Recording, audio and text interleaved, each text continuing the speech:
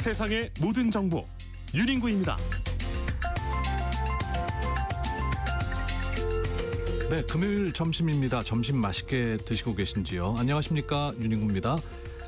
특검이 오늘 내란 우두머리 혐의를 받고 있는 윤석열 전 대통령에 대해서 구형을 하죠. 비상계엄이 선포된 지 402일 만에, 그리고 윤석열 전 대통령이 현직 대통령으론 처음 구속 기소된 지 341일 만에 나올 결과입니다. 이 내용은 잠시 후에 여의도 현미경에서 자세히 들여다보겠습니다. 베네수엘라 마두로 대통령을 축출한 후에 덴마크령 그린란드까지 손에 넣기 위해서 속도전에 나선 트럼프 미국 대통령. 왜 그런 걸까요? 국제 설레발 통일열차에서 살펴보겠습니다. 최근 별세한 국민 배우 안성기 씨가 혈액암으로 투병 중이었다는 사실이 전해졌죠. 그래서 오늘 100세 시대 건강한수에서는 혈액암에 대해서 꼼꼼하게 알려드리겠습니다. 믿고 듣는 시사, 여기는 KBS 1라디오 세상의 모든 정보 윤인구입니다.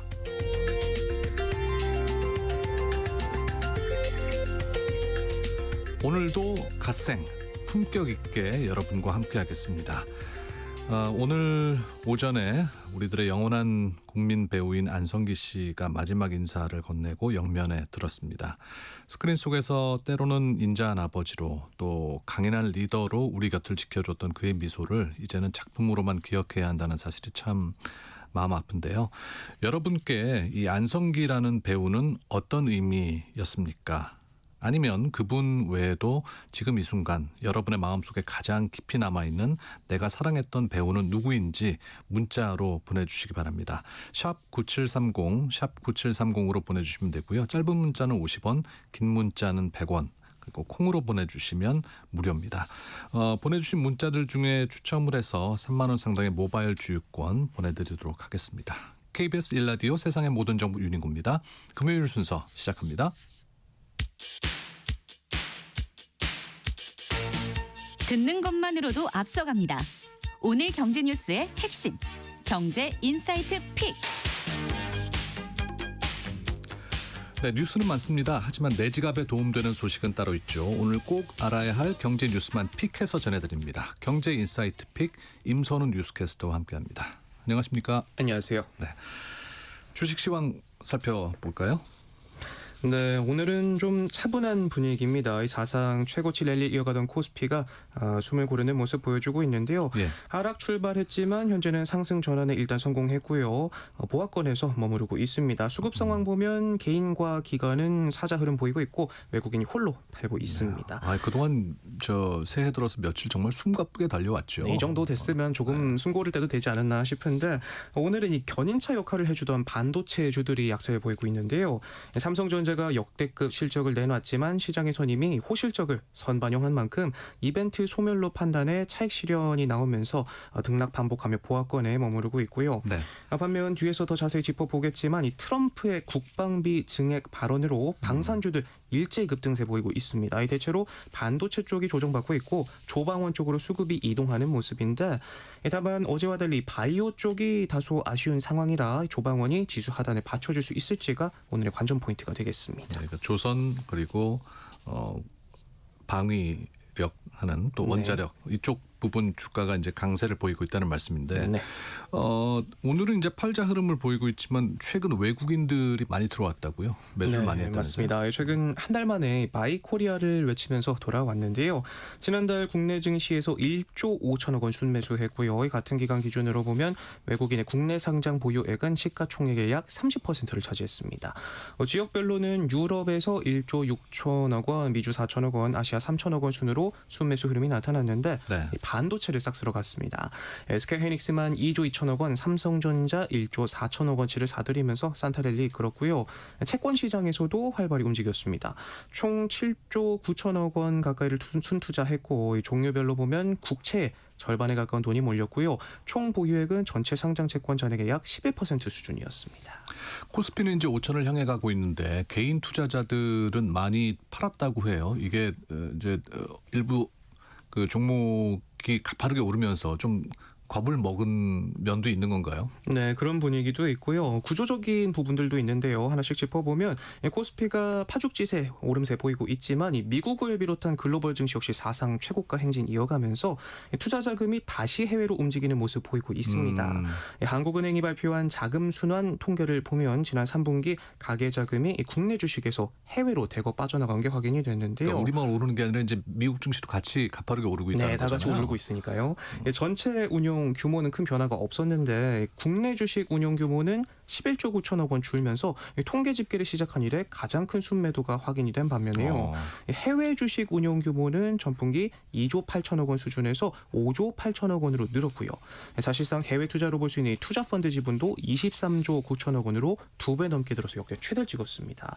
또 이 세이브로 자료만 봐도 이달 들어 국내 투자자들은 미국 주식을 10억 달러치 순매수하기도 했고요. ETF 시장에서도 연초부터 뉴욕 증시 상승에 베팅하는 자금 유입이 두드러지는데 반면 국내 증시 관련 ETF에서는 자금 이탈이 나타났습니다. 이런 흐름의 이유는 뭡니까? 앞서 짚어주신 것처럼 뭐 개별 종목 이슈들도 있겠지만 연말에는 이 세금 회피를 위해 주식을 정리했던 개인 투자자들이 새해가 되면 다시 투자에 나서기 때문인 것으로 풀이가 되는데요. 해외 주식 양도소득세는 연말까지 결제가 완료된 이 매도 거래를 기준으로 부과되기 때문에 연말에는 차익 실현을 통한 세금 관리 수요가 집중되는 경향이 있고요. 또 여기에 국내 증시 잘 달려주고 있지만 이 미국 증시 역시 다우지수와 S&P 500이 연초부터 사상 최고치를 갈아 끼우면서 고공행진을 이어가고 있다는 점도 개인 자금의 해외 유입을 자극한 걸로 보입니다. 네, 개인 투자자들이 다시 국장으로 돌아올 여력이 있습니까? 일단은 이 자금 유입 여력 자체는 여전히 충분하다는 평가가 나오고 있습니다. 증시 대기 자금 성격의 투자자 예탁금 규모가 이달 들어서 90조 원에 육박한데 사상 최대치 기록하고 있고 또 연초 도입이 예정된 이 국내 증시 복귀 계좌 역시도 변수로 꼽히고 있습니다. 다만 증권가에서는 이 정책 효과보다는 상대적 수익률이 자금 흐름을 좌우할 것이다 이렇게 보고 있는데 메모리 슈퍼사이클을 근거로 코스피 목표 지수를 잇따라 상향하면서 이 5,000p 도달 가능성을 기정사실화하고는 있지만 실제 자금 이동은 국내 증시가 성과에 따라서 갈릴 수 있다는 지적도 나오고 있습니다. 아무튼 뭐 주식에 많은 분들이 관심을 갖고 투자하고 있다는 그 보고 노선 내용인데 우리가 눈에 또 주목해야 할 그런 수치들은 어떤 것들이 있습니까? 네, 일단 이 가계 자금 흐름에 생긴 변화의 눈길이 가는데요. 부동산 규제로 대출이 줄고 조금 전 짚어본 것처럼 주식 투자와 소득이 늘면서 3분기 가계 여윳돈이 7조 원 가까이 늘어난 것으로 나타났습니다. 자세히 들여다보면 우선 주택 구매로 인한 대출이 줄었습니다. 네. 같은 기간 전국 주택 매매 거래량은 17만 4천 가구로 전분기보다 줄었고 주택담보대출 증가액도 이에 따라서 14조 4천억 원에서 11조 6천억 원으로 줄었습니다. 반면에 국내외 주식과 채권 등에 투자하는 투자펀드 운용 규모는 앞서 살펴본 것처럼 역대 최대치를 찍으면서 소득 증가 그리고 주택거래 감소 영향으로 가계부채 비율도 소폭 개선된 걸로 나타났고요. 특히 주식 투자가 늘고 증시 화랑에 맞물리면서 부채 대비 금융자산 배율은 2배 넘게 늘어 통계 작성 이래 최고치를 찍기도 했습니다. 지난번에도 이야기 나눠봤지만 요즘 점심시간에 나가보면 이 직장인 분들 밥 시켜놓고 기다리는 동안 주식창 들여다보는 분들 정말 많잖아요. 이렇게 실제 통계로도 투자 열풍이 얼마나 대단한지 여실히 확인할 수 있었는데 개인적으로 이 여윳돈이 늘었다는 대목에서는 살짝 공감하기가 힘듭니다. 표현이 조금 잘못된 것 같아요. 대출 규제로 금융부채가 급감하고 주식 투자 성과가 좋아서 이 숫자상으로 계산이 플러스로 나온 것 같은데 가계자금 흐름이 어떤 식으로 흘러가는지 정도로만 참고하시면 될 것 같습니다. 네. 트럼프 대통령이 이제 미국 국방 예산을 대폭 늘리겠다고 했는데 이게 시장에는 어떤 영향을 미칠까요? 네, 최근 이 거침없는 트럼프식의 힘의 논리 기조가 점점 더 노골화되는 모습인데요. 안보 드라이브에 본격 시동을 걸고 나선 모습입니다. 집권 2기 출범 이후 미사일 방어 시스템 골든돔부터 해군 강화 프로젝트인 황금 함대 구상을 내놓고 또 베네수엘라를 공습한 데 이어서 국방 및 증액까지 파격 선언하고 나섰는데요. 트럼프는 어제 자국 방산업체들을 향해서 자사주 매입을 줄이고 이 배당금도 지급하지 마라 빨리빨리 공장부터 돌려라 이렇게 엄포를 놓더니 오늘은 국방비 증액 카드를 꺼내들면서 시장을 뒤흔들었습니다. 네. 내년 예산을 50% 이상 늘려서 1조 5천억 달러 우리 돈 2천조 원이 돼야 한다 이렇게 언급했는데 계산기를 두드려보면 GDP 대비 5%에 달하는 천문학적인 비용이지만 트럼프는 미국을 갈취해온 나라에서 오는 막대한 수익을 언급하면서 관세로 감당할 수 있다는 입장을 고수하고 있습니다. 야, 놀라운 생각인데. 예, 그리고 이 트럼프 관세 정책의 운명을 가리 미국 연방 대법원의 선고가 조만간 이제 나오게 되는데 네. 이 트럼프는 관세 덕에 미국이 강해지고 있다. 여론전으로 법원을 여전히 압박하고 있고요.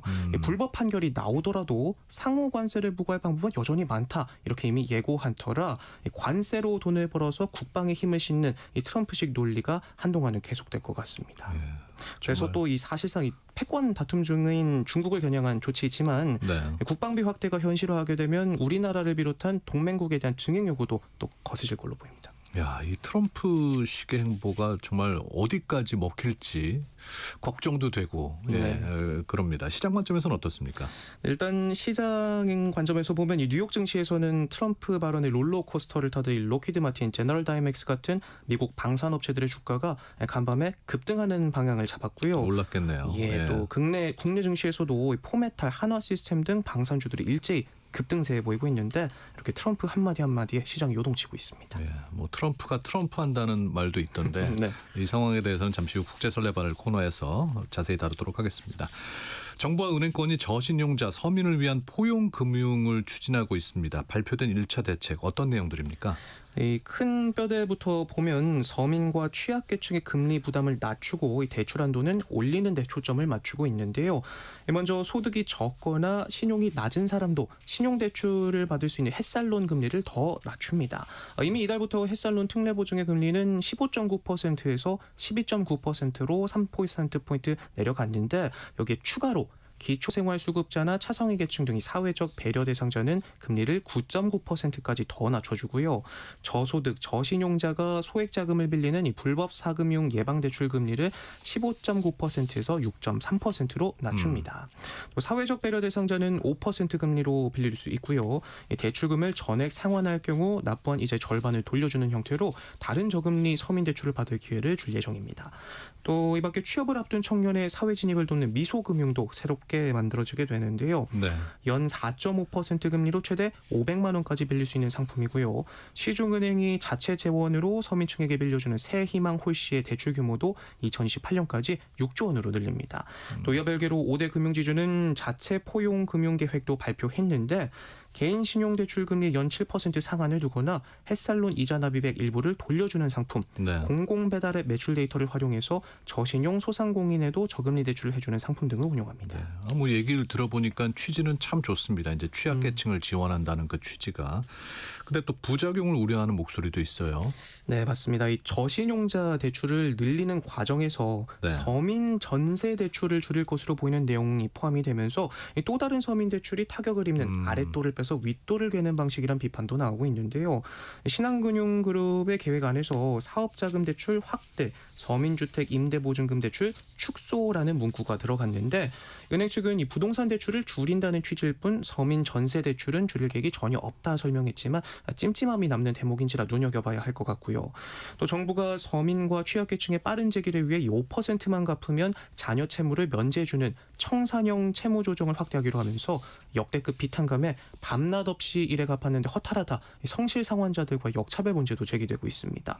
정부의 과감한 채무 조정이 지속적으로 이루어지면서 온라인 커뮤니티에서는 관련 기사들의 몇 분 만에 수백 개의 댓글들이 달리기도 했는데 나라가 갚아주고 적자는 국민이 세금으로 메꾼다. 빚 갚는 사람들만 또 벙찐다며 세금으로 성실한 시민을 역차별하는 것 아니냐 등의 반응이 나오기도 했습니다. 네.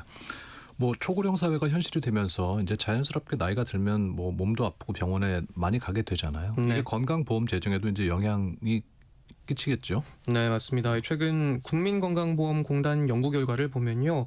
2030년이면 우리나라 전체 진료비가 거의 190조 원을 넘을 거나 이 숫자만 들어도 막막한 전망이 나왔는데요. 네. 노인 인구가 늘고 있는 것도 주요 요인으로 꼽히지만 이 질병 구조 자체가 바뀌고 있는 점이 크다고 합니다. 어떻게 해요? 예전처럼 이 급성 질환보다는 치매나 정신질환, 근골격계 질환 같은 오랫동안 관리하는 만성, 노인성 질환이 크게 늘고 있는데 이런 질환들은 치료 기간도 길 뿐더러 입원이나 돌봄이 함께 필요한 경우가 많다 보니까 진료비가 빠르게 늘어날 수밖에 없습니다. 실제로 2004년 22조 102조 원이던 총 진료비가 2023년에는 110조 원으로 20년 만에 5배 이상 늘기도 했고요. 그러니까 앞서 말씀하신 그런 질환들이 이제 건강보험에서 가장 큰 부담이 되는 부분이 되는 거죠. 네, 그렇습니다. 치매는 이미 대표적인 재정 부담 질환으로 꼽혀왔는데요.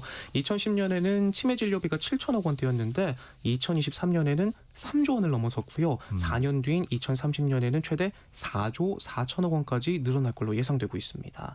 또 이 정신질환은 젊은 층에서 또 늘고 고령층에서는 입원비가 증가하는 전 세대적 문제라는 특징이 있기 때문에 전문가들은 이제 단순히 노인이 늘었다는 계산뿐만 아니라 이 질환별로 얼마나 발생하고 얼마나 오래 치료받는지를 정밀하게 관리해야 한다 강조하고 있습니다. 결국 건강보험 문제도 우리 삶의 방식 그리고 돌봄의 문제까지 함께 고민해야 할 시점인 것 같습니다. 네, 임선호 뉴스캐스터 한 주 동안 또 수고하셨습니다. 고맙습니다. 고맙습니다. 네.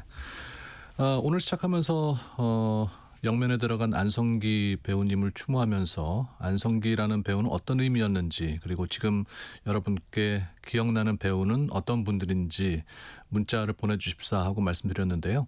2191님께서 안성기 배우님이 사비로 매년 관리사무소 경비원 분들을 호텔 식사를 초대해서 대접했다고 들었습니다. 참 대단하시죠. 예. 3033님, 안성기 선생님이 아프리카 난민을 위해 열심히 봉사활동하셨다는 얘기도 들었어요. 좋은 곳으로 가셨으면 좋겠습니다 하셨고요.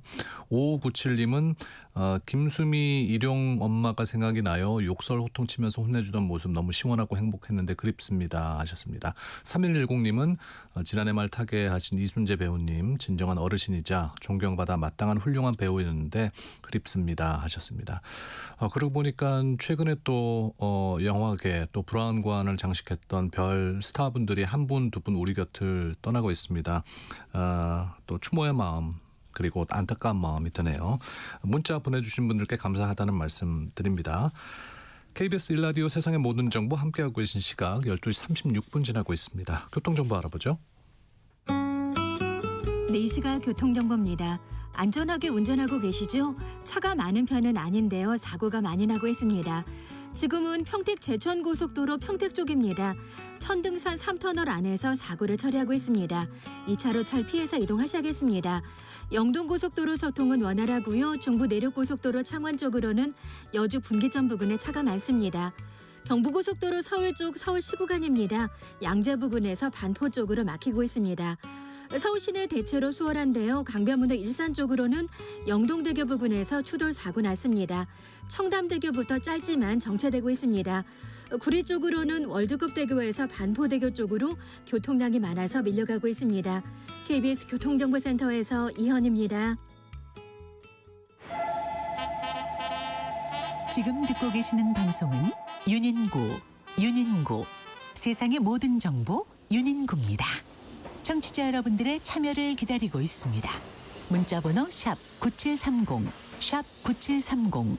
짧은 문자는 50원, 긴 문자는 100원의 정보 이용료가 있고요. KBS 콩 어플리케이션, 일라디오 유튜브 채널을 통해서는 무료로 참여하실 수 있습니다.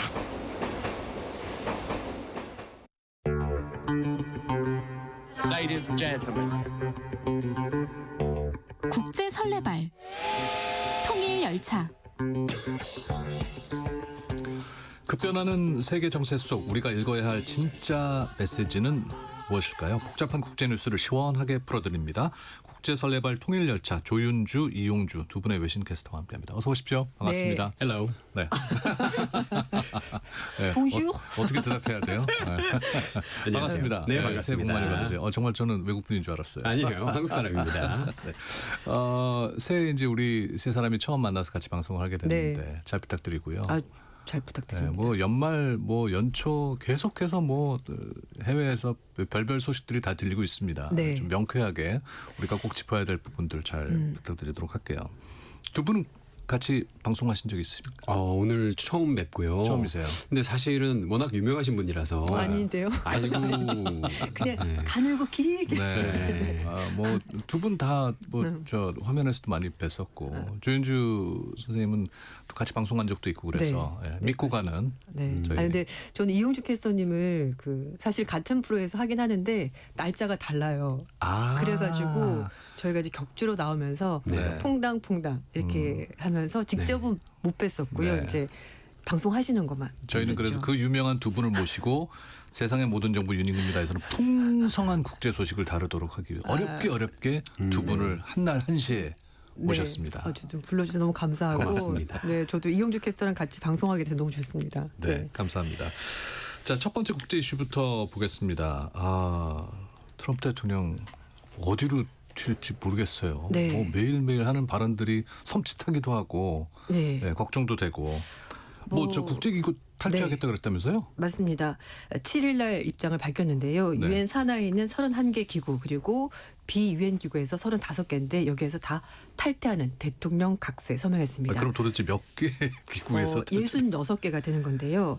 야. SNL 통해 직접 입장을 밝히면서 이 해당 기구들이 문제가 있다. 왜냐하면은 미국의 국익, 안보, 경제 이런 부분에 대해서 반대하기 때문에 네. 미국은 그 단체들과 같이 갈 수가 없다. 특히 기후 문제도 마찬가지로 미국과 결이 맞지 않다라고 정했는데요. 이제 이렇게 탈퇴를 하게 되면은 미국의 정부 부처 기관들이 이 기구에 참여하거나 자금 지원을 하지 않게 되는 겁니다. 쉽게 말하면은 돈을 다 끊어버리는 그런 상황이 되는 건데. 아니 유엔 본부가 뉴욕에 있지 않습니까? 맞습니다. 유엔 본부 이사 가야 되는 겁니까? 그렇게까지는 하지 않겠지만 어쨌든 좀 왜 이렇게 말씀드리면 좀 그렇긴 한데 네. 그 부동산 투자할 때 있지 않습니까? 네. 요즘 뭐 똘똘한 한 채가 유행이잖아요. 이제 그것처럼 가장 필요한 거 하나 빼놓고는 약간 못난이 필요 없는 거는 그러니까 소득이 없는 거죠. 내가 돈을 넣었는데 돈 넣은 만큼 뭔가 성과가 없어. 그러면은 버려. 약간 이렇게 되는 것 같습니다. 아니, 그래서 국제사회에서 그동안 미국이 많은 부분을 주도하고 있었고 현재도 네. 미국이 굉장히 중요한 위치에 있는데 어떻게 되는 거죠 그러면? 근데 뭐 일단 미국 우선주의로 가는 걸로 분명하게 보이는 거고요. 니네들은 니네들끼리 알아서 네. 하고 나는 나대로 가겠다. 네. 그 트럼프의 논리는 이겁니다. 이거 유엔에다가 미국이 내는 돈이 유엔 예산의 22% 그렇죠. 그러니까 5분의 1을 내는 거예요.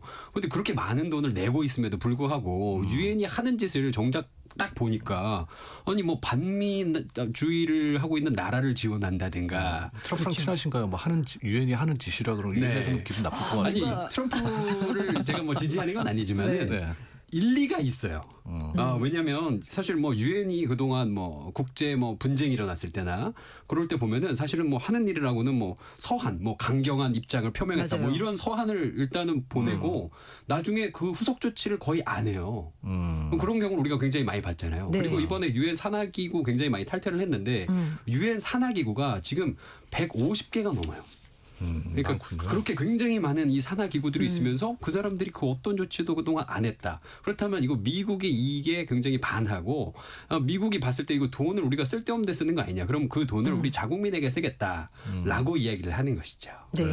그런데 이번에 또 나온 조치가 작년 초에 그러니까 트럼프 대통령 취임하자마자 행정명령에 서명했거든요. 그 행정명령 좀 길긴 합니다. 말씀을 드리면 유엔 기구에서 미국이 탈퇴하는 것과 자금 지원 중단 그리고 모든 국제기구에 대한 미국의 지원 검토 이게 행정명령 제목입니다. 그래서 국무부가 미국이 가입한 모든 국제기구를 다 검토를 했고 그리고 나서 어디를 빠져야 되겠다. 왜냐하면 미국의 이익에 반하는 이런 기구가 있기 때문에 미국은 더 이상 지원하지 않겠다라고 판단했고 그 결과가 이번에 나온 것이고요. 그래서 트럼프 대통령이 이제 대통령 각서를 통해서 행정명령보다 약간 좀 더 캐주얼하거든요. 그러니까 일단 행정명령의 후속 조치로 각서를 통해서 여기서 나갈 거야라고 얘기를 하게 된 겁니다. 그러니까 뭐 급작스럽게 하루 이틀에 욱해서 네. 결정한 사항은 아니다. 네.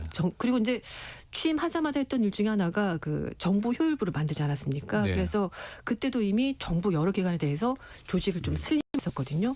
사실 다 같은 맥락입니다. 사람들이 트럼프 대통령이 어디로 튈지 모른다고 말하는데 일련의 사건들 쭉 연결하면은 이 사람은 굉장히 일관성이 있습니다. 맞아요. 그렇죠? 네, 맞습니다. 근데 기본적으로 근데 이게 좀 심각한 게 뭐냐면 트럼프 대통령이 지금 2기잖아요. 근데 1기 때도 파리 기후 변화 협약에서 탈퇴를 한 적이 있어요. 말하자면 이 트럼프라는 사람은 기후 위기를 믿지 않는 사람이에요. 근데 사실 기후 위기를 미국이라는 큰 나라가 지지를 하지 않으면 이게 인류 전체의 공통 숙제 같은 건데 예. 숙제할 사람이 그 제일 큰 힘을 발휘해야 될 사람이 빠지는 거잖아요. 그래서 트럼프가 뭐라 그러냐면 기후 위기는 다 거짓말이다. Weather is nice, very nice 뭐 이래요. 날씨가 너무 좋다고. 똑같습니다. 진짜. 와. 날씨가 네. 좋다고 이 기후랑 이 연관시키는 게 사실은 좀 말이 안 되죠. 트럼프가 봤으면 같이 일하자고 했을 뿐인데. 너무 똑같습니다.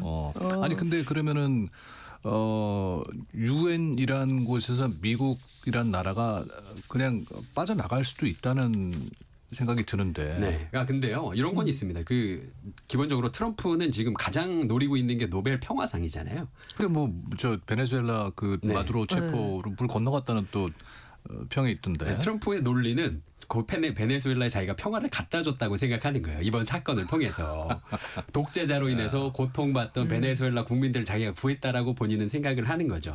근데 그런 입장에서 본다면 사실 이번에 노벨 평화상을 노리는 트럼프는 유엔까지는 완전 탈퇴하진 않을 것이다. 네. 그리고 사실 이 유엔이라는 그 조직 자체가 예전에 2차 대전 끝나고 나서 그 윈스턴 처칠 영국 총리가 미국 루즈벨트 대통령한테 제안해가지고 루즈벨트 대통령이 유엔이라는 명칭을 만들었어요. 근본 자체가 미국입니다, 사실은. 네. 그렇기 때문에 이걸 탈퇴하기는 좀 쉽지 않다. 이렇게 봅니다. 3928님께서 미국이 이제 11월에 중간 선거가 있는데 뭐 그걸 노린 계산도 있나요?라고 물으셨거든요. 근데 뭐 그렇게까지 하기에는 좀 약간 무리수가 있을 것 같긴 해요. 이제 그거는 예, 조금 뒤에 이제 말씀드리긴 하겠습니다만 유엔 말씀을 조금 더 드리면 네. 그럼 뭐 남아 있는 게 더 있냐? 있죠. 왜냐면 150개 중에 66개를 탈퇴했으니까 남아 있긴 한데 일단 나가지 않을 것 같은 거는 유엔 안전보장이사회 상임이사국. 왜냐하면 5개 나라가 그 파워를 가지고 있으니까 거기는 절대 안 나갈 것 같고 지금 아직 남아 있는 것이 세계 식량 계획 그리고 뭐 국제 전기 통신 연합, 국제 해사기구 여기는 안 나갈 것 같은데 왜냐하면 이거는 해운과 안보 관련이고. 중국이나 다른 나라 견제이기 때문에 여기서는 아마 안 나갈 것 같습니다. 그래서 전반적으로 봤었을 때 추가로 나갈 가능성 여전히 남아 있습니다. 왜냐하면은 말씀인 것처럼 대통령 각서로도 할 수가 있고 행정면도 가능하기 때문에 추가적으로 또 검토를 해서 필요 없는 단체가 있다고 싶으면 또 나갈 가능성 충분히 있습니다. 네.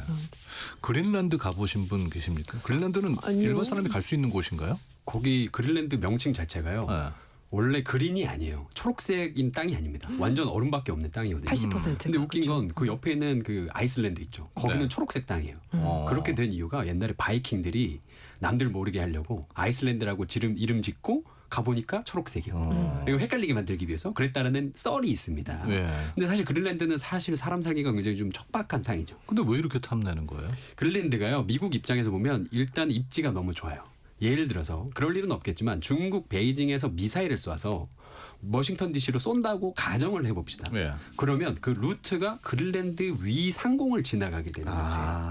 그러면 그린란드에다가 뭐 미사일 뭐 격추시킬 수 있는 시스템 같은 거 해놓으면은 미국 본토가 타격당할 일은 없겠죠. 저 군사적으로도 굉장히 중요한 위치다. 네. 그리고 두 위치가. 번째로는 거기가 북대서양의 전략적으로 굉장히 중요한 해역이거든요. GI-UK 갭이라는 게 있습니다. 그게 그건 무슨 뭐냐면 말입니까? 그린란드, 아이슬란드, 유나이티드 킹덤, 영국까지 해가지고 그쪽에 그 해안이 예. 러시아가 대서양으로 나오기 위한 그 길목이에요. 그러니까 거기다가 함대를 딱 배치해 놓으면 러시아가 밑으로 내려올 때 미군이 딱 막아둘 수 있는 그런 자리가 되겠죠. 그리고 거기다가 이제 히토류로 사실 중국이 장난 많이 치잖아요. 예. 이번에 일본과도 굉장히 무역 마찰이 있으니까 바로 히토류 카드를 수출 꺼내들었죠. 중지하겠다. 그러니까 마찬가지로 히토류가 미국도 있어요. 근데 그린란드에 미국만큼의 히토류가 있어요. 그렇기 때문에 그러면 이거는 너무 좋은데? 이런 생각이 들 수밖에 없겠죠. 네. 근데 트럼프 대통령이 늘 말하는 것이 요즘에 뭐 계속 뉴스가 나오긴 합니다만 처음에는 안보 얘기를 합니다. 안보 때문에 이게 꼭 필요해. 베네수엘도 그래. 왜냐하면은 마약 선박이 자꾸 넘어와. 이건 미국 안보에 위협적이야. 왜냐하면은 범죄 조직들이 넘어온단 말이지. 이렇게 논리를 펼쳤거든요. 그러다가는 좀 있다 그 다음에는 유조선을 공격합니다. 왜? 이 유조선은 국제사회가 제재 조치를 취하고 있는 뭐 러시아산, 뭐 베네수엘라 이렇게 다른 나라 원유가 이 나라 이제 바다 통해 들어오기 때문에 이건 막아야 돼. 이런 얘기를 하다가 지금은 또 말하는 것이 근데 사실은 에너지를 우리가 쓸 수 있잖아. 얼마나 좋아. 이걸 개발해가지고 베네수엘라 국민을 주고 미국 국민도 쓰고 싸게 쓰고 얼마나 좋아. 그리고 미국은 이미 석유 기업들이 많이 있으니까 우리가 기술 댈게. 너네는 그냥 원유만 줘. 이런 식으로 가는 거 보면 말씀하신 것처럼 그린란드 마찬가지로 미국은 기술력이 있지 않냐. 그러니까 이걸 이용해가지고 너도 좋고 나도 좋고 잘해줄게. 이런 식으로 계속 논리를 가져가는 거고요. 근데 베네수엘라처럼 그린란드에 대해서 정말 군사 행동을 할 가능성이 있는 겁니까? 근데 그거는 좀 낫다라는 얘기가 사실은 많습니다. 왜냐하면은 덴마크령 그린란드이지 않습니까? 근데 덴마크가 나토 회원국이고요. 우방국 아니에요? 네, 그렇죠. 그러니까 미국도 나토 회원국입니다. 그래서 덴마크 총리 말하는 것이 만약에 군사 수단을 쓴다면은 나토는 끝이야. The end. 이렇게 말했거든요. 그러니까 나토가 있을 이유가 없는 겁니다. 우리 세 사람 친구인데 갑자기 제가 윤유관에서 때려버리는 거죠. 그러면 우린 친구 사이가 아닌 거죠. 그렇죠. 그렇기 때문에 나토 자체가 완전히 무너질 수밖에 없기 때문에 그렇게까지는 하지 않을 거라고 외신들 얘기를 하고 있고요. 또 이제 당연히 유럽 국가들도 마찬가지로 위협적이기 때문에 안 된다라고 말을 하긴 합니다만 그러나 계속해서 말을 하는 이유도 있습니다. 왜냐하면은 뭘까요? 이 발언 수위를 계속 높이는 거죠. 처음에 트럼프가 말했던 것이 사고 싶다 그랬어요. 나 그린란드 너무 사고 싶어 이렇게 말했었거든요. 근데 이걸 계속 말을 하다가 베네수엘라를 공격하지 않았습니까? 네. 근데 침입한 건 아니지만 어쨌든 자기가 좀 눈에 가시였던 사람을 제거를 해버린 거죠. 그런데 말씀하신 것처럼 유엔에서 하는 게 뭐냐? 성명 정도 발표하는 거죠. 어떤 대응이 없습니다. 그러니까 트럼프 대통령도 여기까지 갈 수 있을까라고 간을 보고 갔습니다. 갔는데 별 반응이 없는 거죠. 그러니까 그럼 내가 조금 더 발언 수위를 높이면 상대방과 협상하기가 좀 좋겠구나라고 판단한 것으로 보입니다. 그래서 마코 루비오 국무장관도 말하는 것이 트럼프 대통령이 군사력 쓰겠다라고 말하는 것은 사실 좀 과장된 측면이 있다. 사실은 그냥 우리는 사고 싶어하는 것이 맞다라고 얘기를 하고 있고요. 하지만 한편에서는요. 백악관 그 대변인 캐롤라인 레비 대변인이 아니다. 우리는 모든 옵션을 테이블에 두고 있고 모든 선택사항을 고려하고 있다고 말하는 보면 트럼프 정부 내에서도 두 가지 목소리를 내면서 자꾸 상대방을 헷갈리게 하는 거죠. 그러니까 이게 사실은 군사 작전을 할 수 있다라고도 얘기하지만 동시에 무슨 얘기가 나오냐면 만약에 그린란드가 미국이 되면은 그린란드에 살고 있는 5만 7천여 명의 그린란드 주민들한테 미국 시민권 주고 10만 달러도 줄게라고도 얘기를 해요. 굉장히 매력적인 제안. 1인당. 아니죠. 그렇게 그 딜을 하시면 안 되고요. 트럼프랑 딜할 때는 일단 세게 불러야 돼요. 좀 전에 트럼프 목소리. 제가 너무 혹했나요? 네, 딜 그렇게 하는 거 아니에요. 왜냐면요. 보세요. 5만 7천 명이잖아요. 그러면은 10만 달러씩 주면은 이게 한화로 따지면 8조 정도예요. 예. 근데 8조에 그린란드를 사겠다는 거잖아요. 그럼 너무 싼 거죠. 그린란드에 있는 히토리마에도 80조가 넘겠다. 오늘 아침 뉴스에 보니까 가치가 얼마라 그러더라? 네. 1000조? 1000조예요. 그러니까 8조에 1000조짜리를 지금 사겠다는 건데 그러면 안 되고 그린란드 주민이라면은 이거는 10만 달러 안 돼. 사람당 최소한 100만 달러 이상.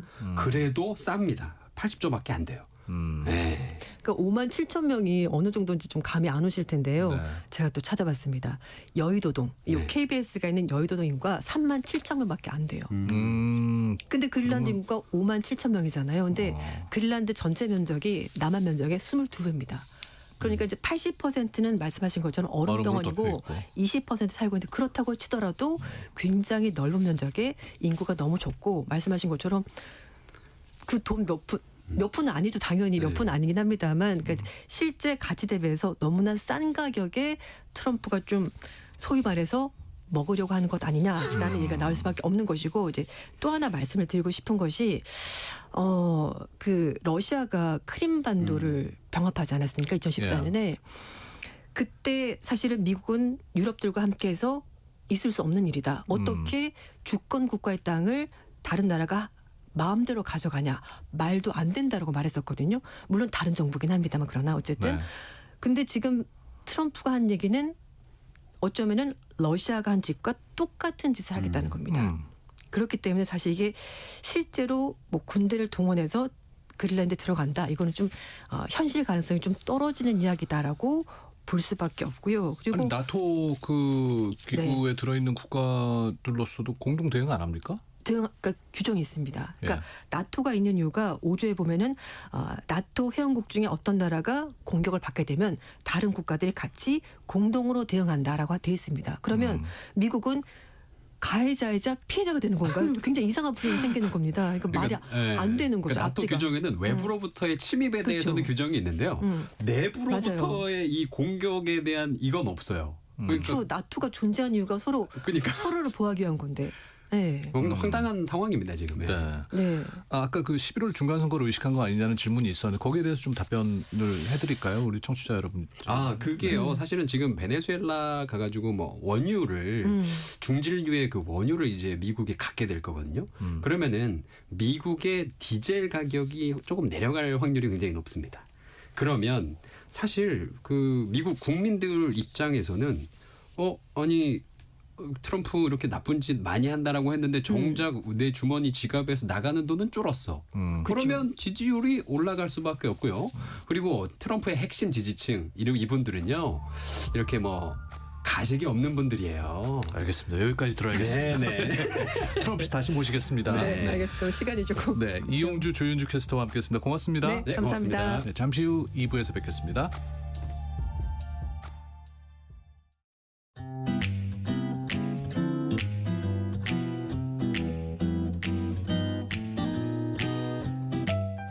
안녕하세요. 바른말 고운말입니다.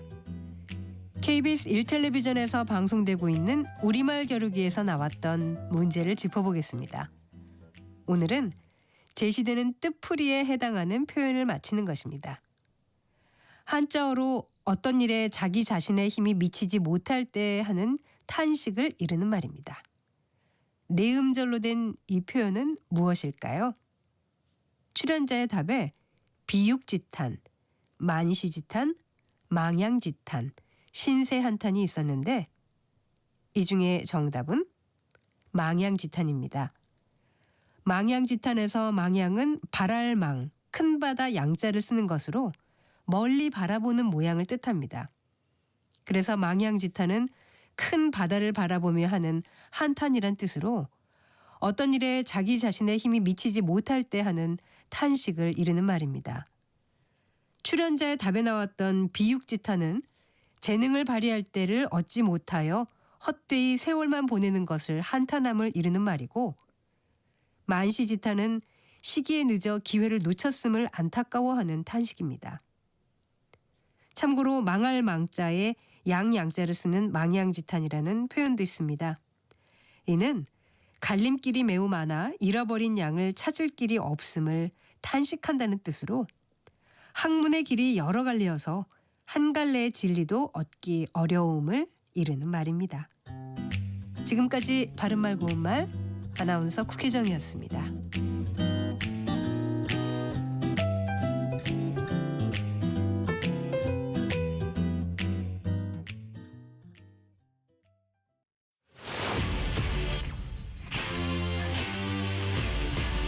토론에 정답은 없습니다. 토론이 세상을 바꿀 수도 없습니다. 하지만 질문은 새로운 세상을 만들 수 있습니다. 질문으로 올바른 세상을 만드는 첫걸음. 평일 저녁 7시 20분 KBS 열린 토론.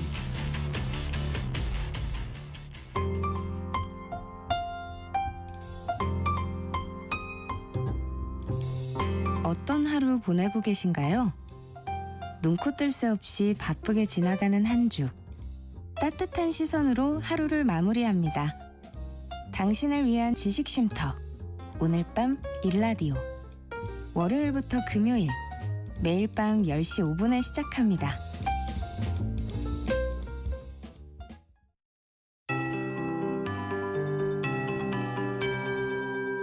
KBS 58분 날씨. 오늘 낮부터는 추위의 기세가 약해지겠습니다. 오늘 서울의 아침 기온 영하 6.7도로 시작했는데요. 낮 기온은 서울 6도, 대구 7도까지 오르며 평년 기온을 5도가량 웃돌겠습니다.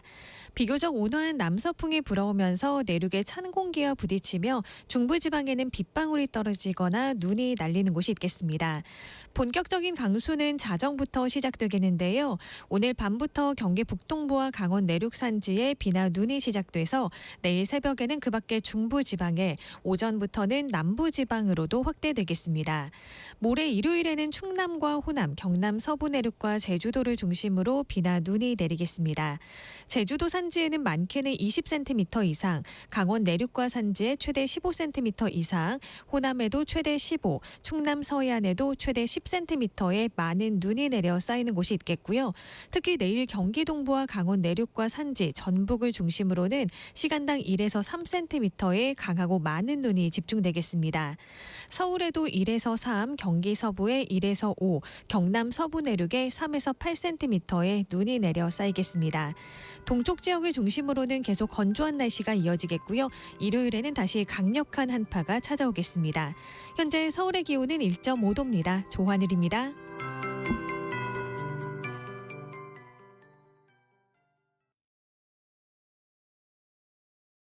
정성을 다하는 국민의 방송 KBS가 한시를 알려드립니다. AM 711kHz, FM 97.3MHz, KBS 1라디오입니다. HLKA.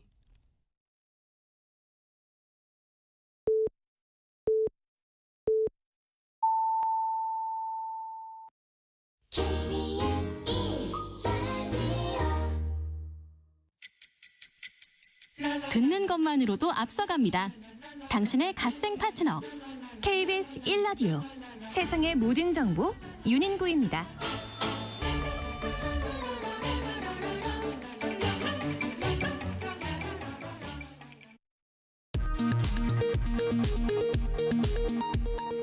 이 시각 라디오 정보센터 뉴스입니다. 이재명 대통령이 13일부터 1박 2일 일정으로 일본을 방문해 다카이치 사나이의 일본 총리와 정상회담을 갖습니다. 한편 오늘 17일부터 19일까지 이 대통령의 초청으로 조르자 멜로니 이탈리아 총리가 공식 방한합니다. 12.3 비상계엄 관련 내란 우두머리 혐의를 받는 윤석열 전 대통령과 김영현 전 국방부 장관, 조지호 전 경찰청장 등 8명의 결심 공판이 오늘 진행 중입니다. 내란 특검팀이 어떤 형량을 재판부에 요구할지 관심을 모으고 있습니다.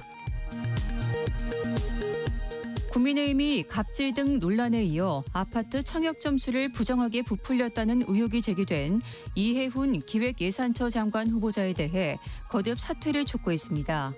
더불어민주당은 오늘 윤석열 전 대통령의 내란 우두머리 혐의 구형을 앞두고 법정 최고형인 사형을 구형해야 한다고 주장했습니다.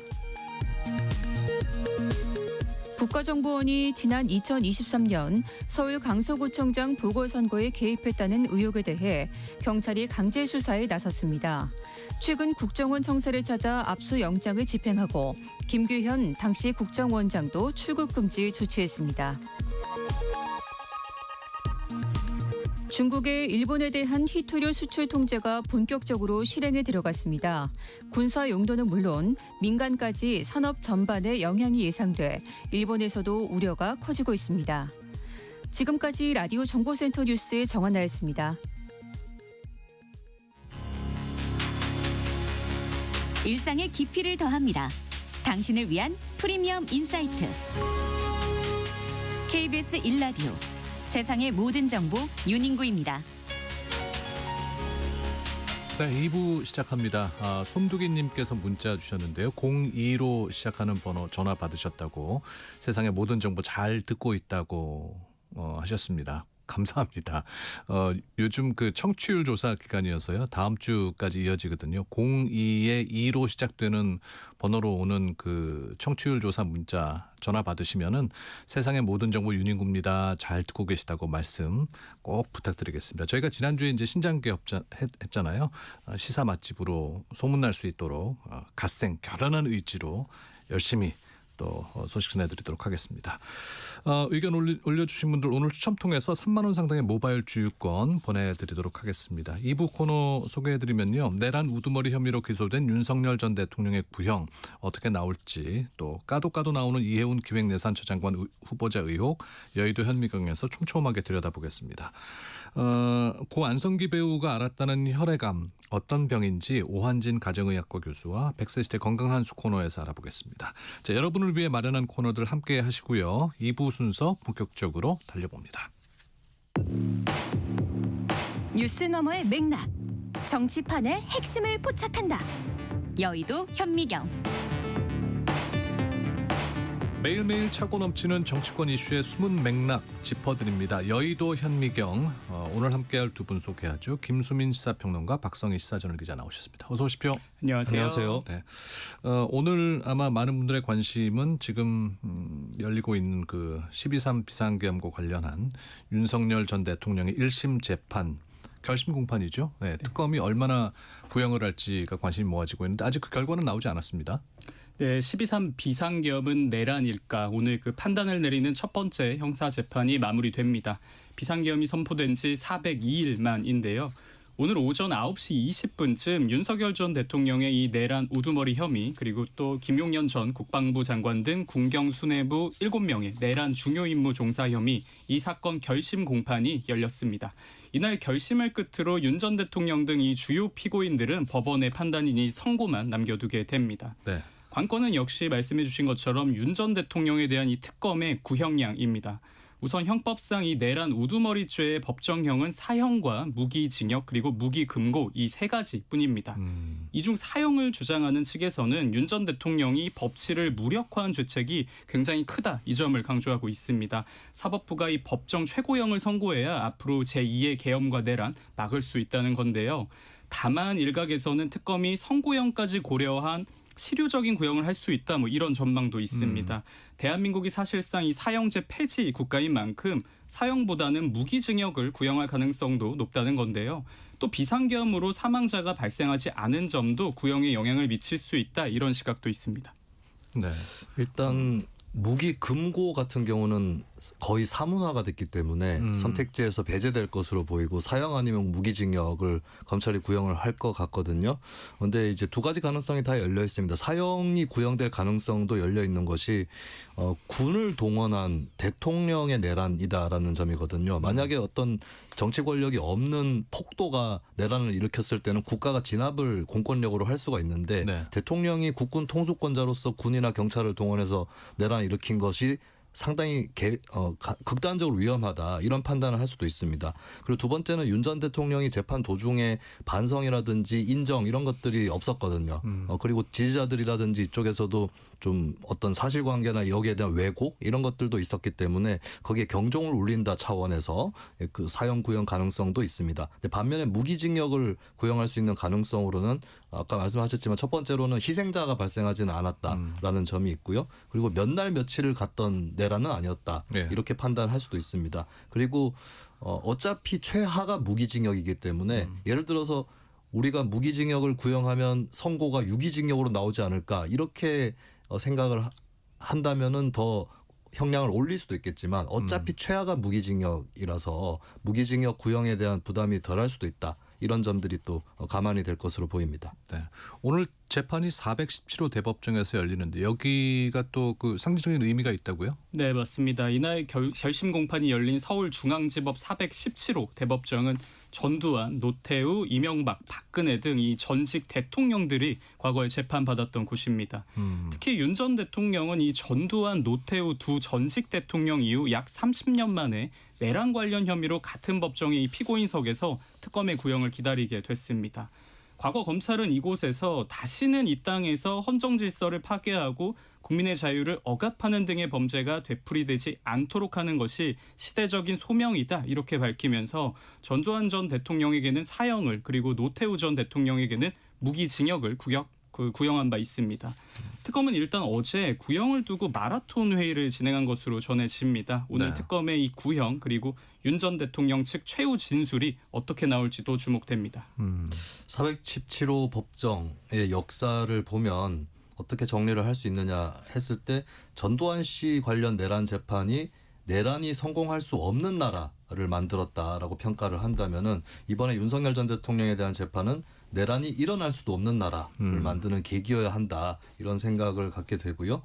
그리고 전두환 씨뿐만 아니라 지금까지 총 5명의 전직 대통령이 이 법정에서 재판을 받았고, 사실 현직 이재명 대통령도 어쨌든 재판이 현재 중단돼 있는데 퇴임 뒤에는 또 재판을 받아야 되는 상황입니다. 물론 결과는 알 수 없는 네. 그런 상황인데 대통령을 지냈던 사람이 범죄 혐의로 재판을 받는 것이 그것이 마지막이어야 한다. 그런 역사에도 종지부를 찍어야 한다. 많은 분들이 공감을 하실 것 같습니다. 네. 이제 특검의 구형 그리고 또 재판의 선고 결과에 따라서 정치권 특히 이제 국민의힘에 미칠 파장도 상당할 거란 전망이 나오는데요. 네, 앞서 평론가님 말씀해 주셨지만 윤 전 대통령의 이 중형은 좀 불가피한 거 아니냐 이런 전망이 사실 더 많습니다. 이미 뭐 선택지는 두 가지인 거잖아요. 사형 아니면 무기징역. 맞습니다. 근데 뭐 만약에 가능성이지만 직위원 재판부가 무죄를 선고할 가능성은 남아 있죠. 근데 이 가능성이 좀 적기 때문에 사실상 역풍은 국민의힘을 향할 것이다 이런 전망이 많은데요. 앞서 장동혁 대표가 쇄신안을 발표하면서 뭐 계엄에 대해서는 사과했지만 이른바 저류는 선언하지 않았습니다. 만약 윤 전 대통령이 사형이나 뭐 무기징역을 선고받으면 여권뿐 아니라 야권 내 이 저륜 요구가 더 고조될 것이다 이런 전망이 나옵니다. 예. 재판 결과에 따라서 민주당이 국민의힘의 정당 해산 실제로 밀어붙일 수도 있다 이런 관측도 있습니다. 오늘 국민의힘 한 재선 의원과 제가 통화를 했는데 말하기를 저륜이라는 안전핀을 미리 꼽아두지 않으면 이 내란 재판의 수류탄 파편이 당을 망가뜨릴 수도 있다 이렇게 우려했습니다. 국민의힘에 파장이 끼칠 수밖에 없는 게 현재 국민의힘 주된 입장은 윤석열 전 대통령은 이제 당원이 아니다라고 하는 거거든요. 하지만 여전히 탄핵에 반대했던 세력이 당내에서 우세해 보인다는 점, 그리고 반탄 세력이었던 인사들이 아직까지 크게 전향적이지 않다 이렇게 느껴지는 지점들이 대중들 사이에 분명히 있습니다. 그래서 1년 동안 계엄에는 그래도 우리가 반대한다 이 정도 수준을 넘어서지는 못했거든요. 예. 그렇다면 파장을 미칠 수밖에 없는 것이고 사실 앞으로의 국민의힘은 윤석열의 당은 아닐 것이다 이렇게 믿고 있는 유권자들도 물론 꽤 있습니다. 그래서 지난 대선에서도 40% 넘는 득표를 하기도 했는데 그러나 윤석열 전 대통령에 대한 심판 정서가 남아있는 이상은 그러면 이 심판을 하고자 했을 때 누구한테 할 것이냐, 누구를 배제할 것이냐 이러면 국민의힘이 당장 꼽힐 수밖에 없는 이 부분이 분명히 있을 것 같고요. 그리고 이제 국민의힘 말고 다른 정치 세력에는 끼칠 수 있는 영향이 뭐 사형이 적절하다, 무기징역이 적절하다 논의들이 있겠지만 적어도 사면 복권은 하면 안 되는 거 아니냐 이런 얘기가 이제 부상을 할 수 있습니다. 그래서 사면법을 개정하자든지 또 개헌을 하자든지 이런 주장이 나오는지도 좀 지켜봐야 될 것 같습니다. 네, 지금 공판은 잠시 휴정 상태로 2시부터 다시 재개가 되는 것으로 보도가 되고 있습니다. 이해운 기획예산처 장관 후보자 이야기를 좀 해보죠. 의혹이 뭐 계속 추가가 되고 있는데 강남의 이른바 로또 아파트 청약 당첨 잡음이 커지고 있습니다. 어떤 내용입니까? 네, 정말 의혹 백화점입니다. 의혹이 정말 매일매일 하나씩 늘어나고 있는데 이 후보자를 둘러싼 논란 끊임없이 터져나오는 와중에 이번에는 이 후보자가 부양 가족 수를 부풀려서 서울 강남의 이른바 로또 아파트에 당첨된 정황이 포착됐습니다. 네. 앞서 이 후보자는 2024년에 강남 한 아파트에 청약을 넣어서 일반 공급 1순위로 당첨됐습니다. 이 아파트가 당첨 시의 이 시세 차익만 20억 원이 넘는 로또 청약으로 불렸었는데 경쟁률만 81대 1에 달했습니다. 실제 이 후보자는 청약 당첨으로 이 아파트 약 37억 원에 분양받았는데 지금 해당 평수 현재 시세가 90억 원 안팎으로 평가됩니다. 예, 이 후보자는 청약 가점 74점으로 턱걸이로 당첨됐는데요. 당시 이 후보자 가점을 좀 살펴보면 이 후보자는 부양 가족 수를 4명으로 기재해서 가점 25점을 받았습니다. 네. 현행 청약 이 제도를 보면 인정하는 부양 가족은 자녀의 경우 미혼으로 한정합니다. 문제는 당시 이 후보자의 장남이 법적으로는 혼인신고를 안 해서 미혼이지만 청약 7개월 전에 결혼식을 올린 상태였다는 겁니다. 또 전세 신혼집도 구한 상태였던 것으로 전해집니다. 그래서 사실상 이 결혼하고 따로 사는 아들을 서류상 부양가족으로 좀 속여서 청약 점수를 뻥튀한 거 아니냐 이런 의혹이 제기되고 있습니다. 아니 청약 가점 그거는 굉장히 예민한 부분인데 이 얘기 듣고 분노하신 분들 많으실 것 같아요. 그렇죠. 대선 후보 토론 때도 청약 가점 얼마인지 아십니까? 이런 얘기들이 후보자들 사이에서 오고 갈 정도로 민생에서 상당히 예민한 부분이 되겠습니다. 이번 논란을 보면은 예전에 정치권의 위성정당 논란이 생각이 나는데 그 정치권에서 사실상 내용적으로는 같은 당인데 형식적으로는 비례대표 전용 정당을 따로 만들어서 예. 선거제도를 무력화하는, 그러니까 두 개의 빨대를 꽂아서 의석을 가져가는 예, 이런 행태가 있었는데, 이번에는 결혼식 올리고 신혼집까지 차린 자녀까지 등록을 시켜가지고 청약 가점을 따내는 예, 이런 행태가 좀 유사해 보인다고 볼 수 있을 것 같고요. 그 이혜훈 후보자 쪽에서는 성년인 자녀의 자기결정사항에 부모가 개입할 수 없었다. 라고 얘기를 했는데, 이건 어떻게 생각해 보면 그럼 장남이 다 책임져야 되는 것인가? 네, 그렇게 오히려 자녀에게 책임을 넘긴 그런 측면도 있겠습니다. 그 이혜훈 후보자 측에서는 이게 뭐 불법은 아니다 이런 논리로 나올 가능성도 있어 보이는데, 그런데 그 말을 청약에서 탈락했던 사람들 앞에서 할 수 있을까? 이 문제도 있고, 그리고 나아가서는 법적으로도 문제가 될 수 있는 것이 이게 주택 제도를 교란한 법으로 금지하고 있는 행위에 해당할 수 있고, 그 청약 자체가 취소될 수 있는 거거든요. 예, 이 점도 또 지켜봐야 될 것 같습니다. 저는 궁금해요. 원래 이런 거에 탁월한 재능이 있으셨던 분인지, 아니면은 이런 높은 자리에 올라가면은 특별한 재능이 갑자기 생기는 겁니까? 그런데 높은 자리에 올라갔다고 다 그러시는 건 아니고 네. 좀 개인적인 특징이 있을 거고, 근데 또 지위가 상승하는 것이 또 그런 분야 쪽으로 이용되는 그런 측면이 다 엮여서 일어난 것이 아닌가 싶습니다. 무슨 차테크 의혹도 있다면서요? 이건 뭐 금시초문입니다. 처음 들어보는 얘기 같은데. 사실 저도 기자 생활하면서 차테크라는 말은 처음 들어봤습니다. 그러니까 자동차를 갖고 뭘 했다는 거예요? 맞습니다. 자동차로 재테크를 했다 이런 의혹인데, 이 의혹을 살펴보면 국회의원을 하면은 정치 자금으로 이제 차를 사거나 빌릴 수 있는데요. 이 후보자가 이 정치 자금으로 자신의 의정용 차를 사고 파는 과정을 마치 이 재테크처럼 이용해서 재산을 불렸다, 뭐 이런 의혹입니다. 일례로 이 후보자는 2009년에 정치후원금으로 산 이 7천만 원대 고급차를 2012년 총선에서 떨어지자마자 개인 차량으로 셀프 매입했는데요. 3년 만에 이 매입 가격이 반값인 3,500만 원으로 뚝 떨어졌습니다. 예, 한마디로 의원 시절 정치 자금으로 이 산 차를 일반인이 된 후에 훨씬 낮은 가격으로 매입해서 재산을 불렸다는 건데요.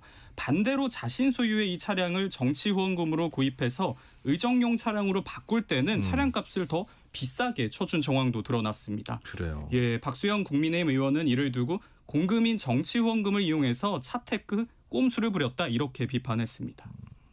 그 차량 하나는 의정용 차량으로 전환을 하면서 더 비싸진 가격으로 전환을 했거든요. 네, 무슨 클래식한가요? 네, 그러니까요. 뭐 전통적으로 의미가 있는 소장 가치가 있는. 그렇죠. 그런 차는 가격이 오르는 거고, 무슨 집이나 주식이라든지 금도 아닌데 왜 자동차가 시간이 지나는데 가격이 더 오르는가? 보통 감가상각이 많이 되잖아요. 그렇죠. 근데 4천만 원에서 얼마 안 지나서 4,400만 원으로 예, 그렇게 올려가지고 본인이 챙겨간 부분이 있는데, 또 특이한 것은 이게 이제 짝으로 돼 있습니다. 다른 차가 또 하나 더 있는 게, 근데 이거는 반대로 의정용 차량에서 개인 차량으로 전환할 때, 그러니까 정치 후원금으로 구입을 했다가 본인 돈으로 구입을 할 때, 그 전환을 할 때는 값을 내렸다는 거예요. 3년 만에 아예 절반으로 내렸거든요. 그러니까 어떤 차는 2년 만에 가격이 400만 원 10% 정도 뛰고, 어떤 차는 3년 만에 절반으로 가격이 내려가는가. 이게 자체가 앞뒤가 안 맞고, 다만 일관성 있는 것은 일관되게 이혜훈 후보자가 이익을 챙겼다라고 하는 거는 일관된 것 같습니다. 이거를 근데 이혜훈 후보자 측에서는 일단 짤막하게 제도에 맞게 한 것이다. 라고 얘기를 했는데, 과연 제도가 그렇게까지 짜여져 있는 것인가? 이게 요즘에 유행하는 말로 휴먼 에러인가 시스템 에러인가? 근데 이혜훈 후보자 측의 설명에 따르면 시스템 에러라는 얘기인데, 정말 정치 제도가 그렇게 돼 있는지 의문이 들고, 그렇기 때문에 또 인사청문회에서 중요한 사항이 될 것 같고, 또 이 문제는 청약 문제 같은 경우는 일반인들도 그렇게 속임수와 교란을 할 수 있는 문제이긴 한데, 이 정치 후원금을 이용한 차량 구입, 이것은 국회의원이어야만 할 수 있는 거거든요. 권력형 문제다, 이렇게 표현할 수 있겠습니다. 상식적으로는 잘 이해가 안 가는 부분이긴 한데, 이 후보자는 이런 의혹들에 대해서 어떻게 반응을 보이고 있습니까? 네, 앞서서 평론가님도 짚어주셨지만 이게 법적으로 문제가 없다 이렇게 계속 주장을 하고 있거든요. 사안별로 이제 자세한 해명을 내놓지는 않았지만 중요한 거는 법을 어긴 적은 없다, 이 입장을 계속 내놓고 있습니다. 그러니까 자진 사퇴는 없다는. 맞습니다. 얘기죠. 그렇게 자진 사퇴는 없고, 또 제기된 모든 의혹은 청문회에서 충분히 소명할 수 있다, 이런 입장인데요. 그런데 오늘 또 주진우 국민의힘 의원이 이 후보자의 추가적인 폭언 정황을 또 공개했거든요. 예. 공개된 녹취를 보면 이 후보자가 보좌진에게 너 똥오줌도 못 가리느냐 뭐 이렇게 강하게 질책하는 정황이 담겼습니다. 알려진 바에 따르면 사실 아직 공개되지 않은 추가 녹취도 있다고 하고 또 각 의원실마다 제보받은 이 의혹이 적지 않다는 정황도 나옵니다. 당분간 이 후보자를 둘러싼 논란이 좀 계속될 것이다 이런 전망이 많습니다. 아니 뭐 질책은 할 수 있지만은 그 이제 용어 선택이라든지 그런 게 상대방한테는 좀 굉장히 모욕적으로 들릴 수 있는 단어들이잖아요. 그렇죠. 이게 잘못한 일에 대해서 콕 찍어서 지적을 한 것이냐 아니면 인격적 모욕이냐 이거는 딱 들었을 때 판단을 할 수 있는 거고 그리고 상대방이 예를 들어 동료 의원하고 싸운다. 뭐 관료하고 싸운다 이러면 모르겠는데 예, 인턴 직원을 포함한 보좌관들은 더 약자 지위에 있는 사람들이거든요. 이런 것들이 민감한 문제가 될 것 같습니다. 그리고 이혜원 후보자가 자진 사퇴를 도저히 할 수 없다라고 하는 건 이제 본인이 걸어온 정치 인생에 또 달려 있는 문제인데 이혜원 후보자가 원래 국민의힘 강세 지역에서 국회의원을 했었습니다. 근데 워낙 당선 가능성이 높은 지역이니까 당에서도 계속 공천을 줄 수는 없거든요. 그래서 실제로 더 불리한 지역으로 옮겼고 일단은 낙선을 했습니다. 근데 그 상태에서 또 당의 공천은 계속 받아야 되니까 탄핵 반대에 섰던 그런 이력이 있는 건데 그것으로는 또 민주당 대 국민의힘의 구도에서 국회의원을 계속 할 수 없고 정치를 계속 할 수 없는 측면에서 또 이재명 정부 쪽으로 옮겨간 측면이 있는 거거든요. 그렇다면 여기까지 걸어왔는데 이제는 갈 곳이 없는 거예요. 그렇다면 대통령의 입장 변화가 없는 이상은 이혜원 후보자는 버티는 그런 시나리오가 유력합니다. 네. 443님께서 양파각이란 말씀을 주셨는데 이 후보자를 그 천거한 청와대도 굉장히 좀 곤혹스러울 것 같아요. 근데 일단 여야가 인사청문회 일정에는 합의를 했죠. 네, 맞습니다. 청와대는 일단 청문회까지는 좀 봐야 된다 이런 입장이고요. 여당에서도 대통령 인사권과 이 국민 눈높이를 모두 고려해서 일단 청문회는 좀 진행해야 된다 이런 쪽으로 의견이 모이는 분위기입니다. 청문회 후에도 이 후보자에 대한 여론이 뭐 나아지지 않는다면 그때 가서 인사청문 보고서에 부적격 의견을 제시하면 된다 이런 입장인데요. 당초 야당은 이 후보자의 이틀 동안 청문회를 해야 된다 이렇게 주장해 왔지만 일단 어제 여당과 인사청문회를 오는 19일 단 하루만 열기로 잠정적으로 합의했습니다. 대신 제기된 의혹이 너무 많은 만큼 뭐 자정까지 마라톤 청문회를 진행하자 이런 계획입니다. 민주당의 원내대표 선거에 출마한 후보들이 다 같이 청문회까지 지켜보자라는 의견을 냈는데 근데 이게 청문회에서 소명이 잘 돼서 잘 넘어갈 것이다라는 의미보다는 우리도 당혹스럽다. 근데 대통령 입장도 있기 때문에 그때까지는 좀 시간을 벌고 싶다. 이런 의지가 더 강한 것 같아요. 왜냐하면 지금 민주당을 지지하지 않는 국민들뿐만 아니라 지지층에서도 이 인사에 대해서는 회의적인 여론이 계속 올라가고 있거든요. 뭐 이런 것들을 감안했을 때는 버티기가 정부 여당 입장에서도 어렵다 이렇게 또 보여집니다. 네. 무한공항 제주항공 참사 정부 조사 결과가 나왔죠. 네, 항공기가 이 활주로에 진입할 때 방향을 공유하는 핵심 시설이죠. 일명 로컬라이저가 콘크리트 둔덕에 설치된 탓에 이 제주항공 참사의 피해 규모가 더 커졌다 이런 정보의 공식 조사 결과가 나왔습니다. 국토교통부가 최근 국회에 이 무한공항 제주항공 참사와 관련해서 항공철도 사고 조사위로부터 제출받은 연구 용역 보고서를 이젠 제출했는데요. 슈퍼컴퓨터를 통해 활용해서 이 제주항공기 사고 당시 상황을 시뮬레이션 해본 결과 콘크리트 둔덕이 없었을 경우 사고기는 이제 착륙 후에 서서히 멈춰섰을 것이고 그리고 탑승객 181명 전원이 생존 가능했을 것이다. 이렇게 추정된 결과가 나왔습니다. 또 둔덕이 규정대로 뭐 부서지기 쉬운 구조였다면 공항 담장을 뚫고 논밭으로 이탈하더라도 중상자는 발생하지 않았을 것이다. 이런 결과를 내놨습니다. 이번에 진상조사 결과를 보면 콘크리트 둔덕이 규제 바깥에 있었던 것이 아니다. 라는 게 드러난 거거든요. 그러니까 보고서에도 보면은 활주로 종단 안전구역 장비 및 시설 설치 기준이 있고 항공기 운항 지역 내 장비 시설 설치 기준이 또 있습니다. 근데 이 기준들을 다 충족을 못 시킨 것으로 드러났습니다. 그러니까 규제 바깥에 있었던 것이 아니라 규제됐어야 하는 것인데 조치가 취해지지 않았다라고 하는 거고 이거는 사실상 전면적인 불법에 가깝다 이렇게 평가를 할 수 있겠습니다. 그러니까 사고 직후 정부 설명과는 좀 다른 부분이 있는 거죠. 네, 맞습니다. 일단 국토부는 보고서 제출하면서 뭐 결국 미비한 안전 기준이 참사를 키웠다 이 사실을 인정했는데 말씀처럼 사실 사고 초기에는 이른바 뭐 새가 항공기 사고의 원인이 됐다는 버드 스트라이크나 아니면 기체 고장 가능 가능성 주로 언급됐었거든요. 당시 정부도 법 위반은 없었다 이렇게 강하게 강변했는데 참사 발생 1년여 만에 정부도 사실 책임이 있다 이렇게 실토한 셈입니다. 국민의힘은 사실 죽음의 둔덕을 만들고 또 방치한 이들을 처벌해야 한다 이렇게 강조하면서 중대재해처벌법 개정 이거 촉구하고 있습니다. 또 둔덕 설치에 책임이 있는 관계자에 대한 전면 수사도 요구했는데요. 미진할 경우 특검도 필요하다는 입장입니다. 반면 민주당은 이젠 지난해 의결한 이 국정조사를 통해서 참사의 원인을 규명하겠다는 입장입니다.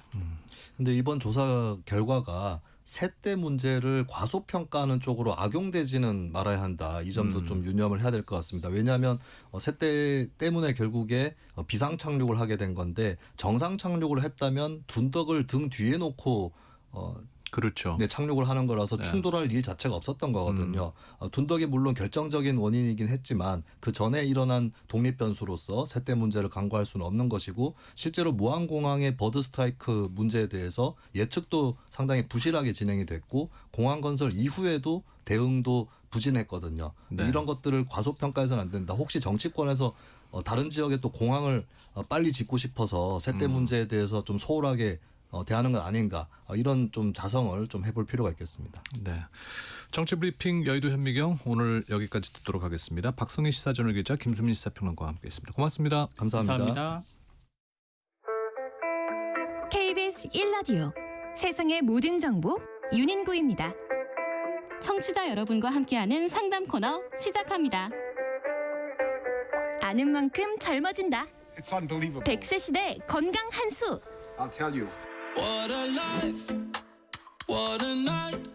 100세까지 쌩쌩하게 건강에 관한 모든 궁금증 풀어드리는 시간입니다. 라디오 상담소 100세 시대 건강 한수 가정의학과 오한진 전문의와 함께합니다. 선생님 어서 오십시오. 네, 안녕하세요. 네. 지난 연말에 이제 성우 송도순 선생님 그리고 또 올해 국민 배우 안성기 선생님까지 우리 곁을 떠났다는 소식에 많은 분들이 이제 상심이 크신데요. 두 분이 또 공통적으로 혈액암을 앓으셨다는 소식이 전해졌어요. 맞습니다. 이게 어떤 병인지 또 왜 이렇게 무서운 건지 묻는 분들이 부쩍 늘었는데 사실 좀 이거를 명확히 해야 될 것 같습니다. 림프종 백혈병 혈액암 이게 어떤 차이가 있는 겁니까? 참 여러 가지죠. 지금 말씀하시는 용어들이 되게 복잡해요. 사실 뭐 이 두 분 말고도 또 혈액암 이런 걸로 돌아가신 분들이 많으니까 참 이야기만 들어도 먹먹하고 참 안 됐죠. 근데 이제 용어를 조금 우리가 확인을 좀 해야 되는데 사실 피, 혈액과 면역 체계에 암이 생긴 것을 다 합쳐서 혈액암이라고 해요. 왜냐하면 면역이라는 게 되게 이제 백혈구랑 연결이 되고 그 백혈구는 혈액 속에 있는 거기 때문에 그걸 전부 면역 체계와 혈액에 관계된 암을 우리가 그냥 혈액암이라고 부르고 그 혈액암 속에 세 가지로 크게 구분을 하거든요. 네. 우선 백혈병으로 하나가 있습니다. 이 골수에 암이 생기는 거예요. 그래서 비정상적인 백혈구가 막 생기거든요. 백혈구는 사실 염증에 대처하는 그런 세포고 그래서 박테리아나 바이러스가 우리 몸에 들어오면 그걸 이겨내는 힘이 이제 이 백혈구에서 나타나는데 이 비정상적인 백혈구가 생기니까 이런 염증 또는 감염에 아주 취약해지고 그것 때문에 이제 금방 돌아가실 수 있는 그런 상황이 오게 되는 거고 두 번째가 림프종이에요. 이게 이제 안성기 선생님이 앓았던 병이죠. 이 면역을 담당하는 림프에 암이 생기는 건데 림프절이 붓는 게 특징입니다. 그래서 이 환자들이 보통 예전에는 이렇게 안 많았는데 요즘 굉장히 많이 늘어났어요. 2015년에 2만 6천여 명 수준이었는데 2024년에 4만 명을 넘어갔어요. 이게 아마도 고령화하고 또 하나는 환경 오염이 큰 영향을 준 거 아니냐 이렇게 이제 생각이 되고 있죠. 또 세 번째가 다발성 골수종이라는 게 있습니다.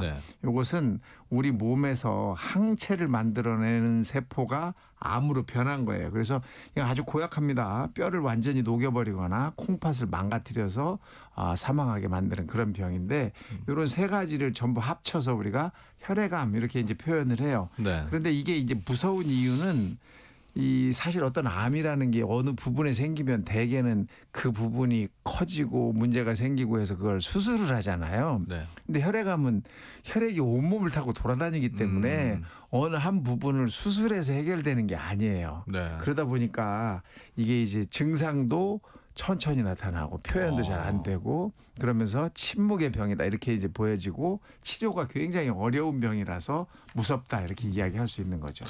근데 이건 좀 이상한데라고 내가 느낄 수 있는 그러면 결정적인 뭐 단서는 없어요? 있죠. 우선은 온몸에 멍울이 생깁니다. 멍울이 이렇게 덩어리가 생기는 거예요. 림프가 부었다. 우리가 그렇게 이야기하잖아요. 예. 이게 이제 굉장히 대표적으로 많이 여러 군데에 나타납니다. 목이나 겨드랑이, 사타구니 같은데 림프절이 많은데 이런 곳에 딱딱하게 혹이 생깁니다.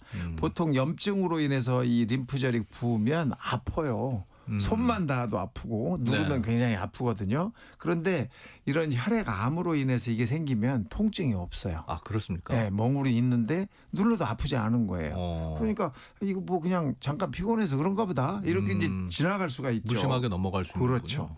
두 번째로 이제 전신 증상이 나타나는데 아주 별다른 이유 없이 한 5, 6개월 안에 몸무게가 10% 이상 줄어들거나 두 번째는 밤에 잘 때 땀이 너무 많이 나는 거예요. 네. 이 땀이 이유도 없이 그냥 나는 거죠. 거기다가 아침 오전까지는 괜찮은데 오후부터 밤 사이에 온도가 살짝 올라가는 거죠. 내 몸의 온도가.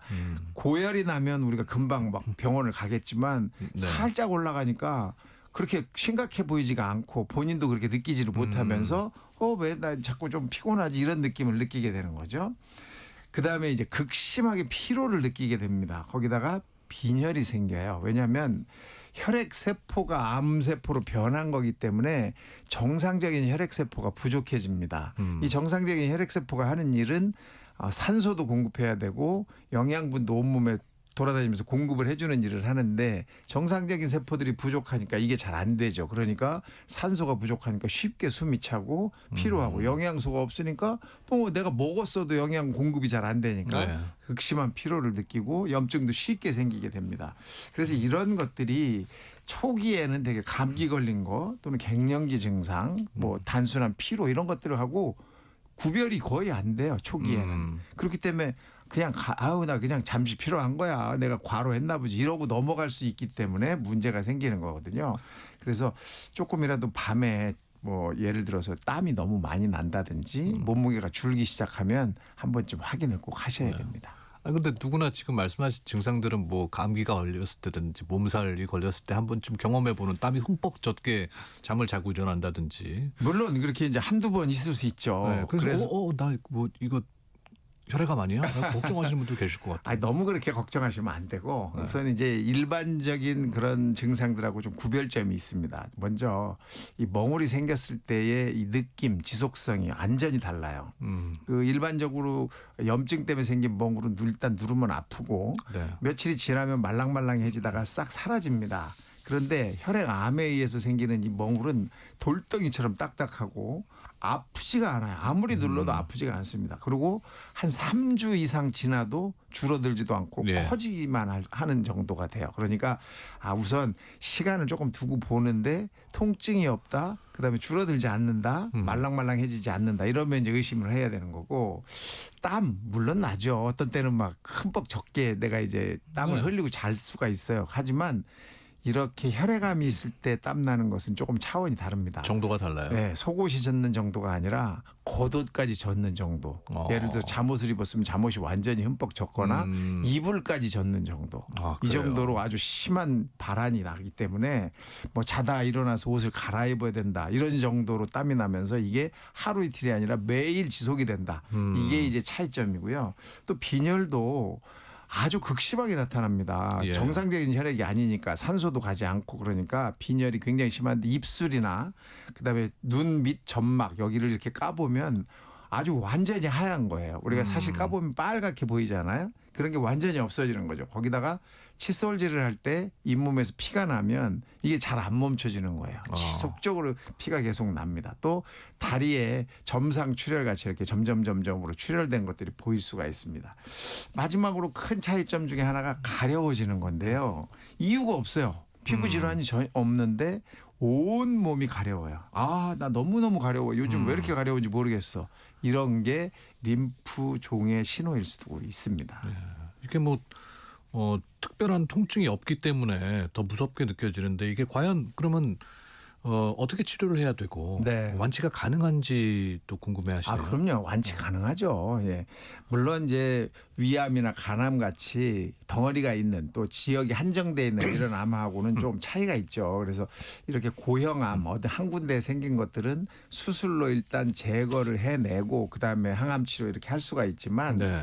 혈액암은 암세포 자체가 온몸을 돌아다니면서 계속 움직이기 때문에 한쪽만 수술한다고 하는 이런 방법은 의미가 없죠. 그래서 항암제를 이용해서 온몸에 있는 암세포들을 해결을 해야 되거든요. 그래서 이런 혈액암의 치료 기법은 우선 이제 항암제, 두 번째는 방사선 치료, 세 번째는 조혈모세포 이식 같은 이런 치료 방법을 이용할 수가 있습니다. 더더욱이 완치라는 이름은 사실 암에서는 잘 쓰질 않는데 대개 5년 생존율, 5년 살았느냐를 이제 지표로 사용하기도 하고, 그래서 그 림프종의 경우에는 5년 상대 생존율이 70%에서 80% 정도 돼요. 그러니까 아주 나쁜 상태는 아니거든요. 그래서 이 정도 치료를 할 수 있고 또 혈액암은 물론 수술은 할 수는 없지만 항암제에 대한 반응률이 많이 높아졌고 요즘에는 또 표적 항암제라는 게 많이 만들어졌잖아요. 그래서 앞으로 점점 더 완치 가능성이 높아지고 있다 이렇게 생각하시면 좋겠습니다. 0073님께서 혈액암 환자인데 이 표적 치료제니 뭐 이걸 뭐라고 쓰지?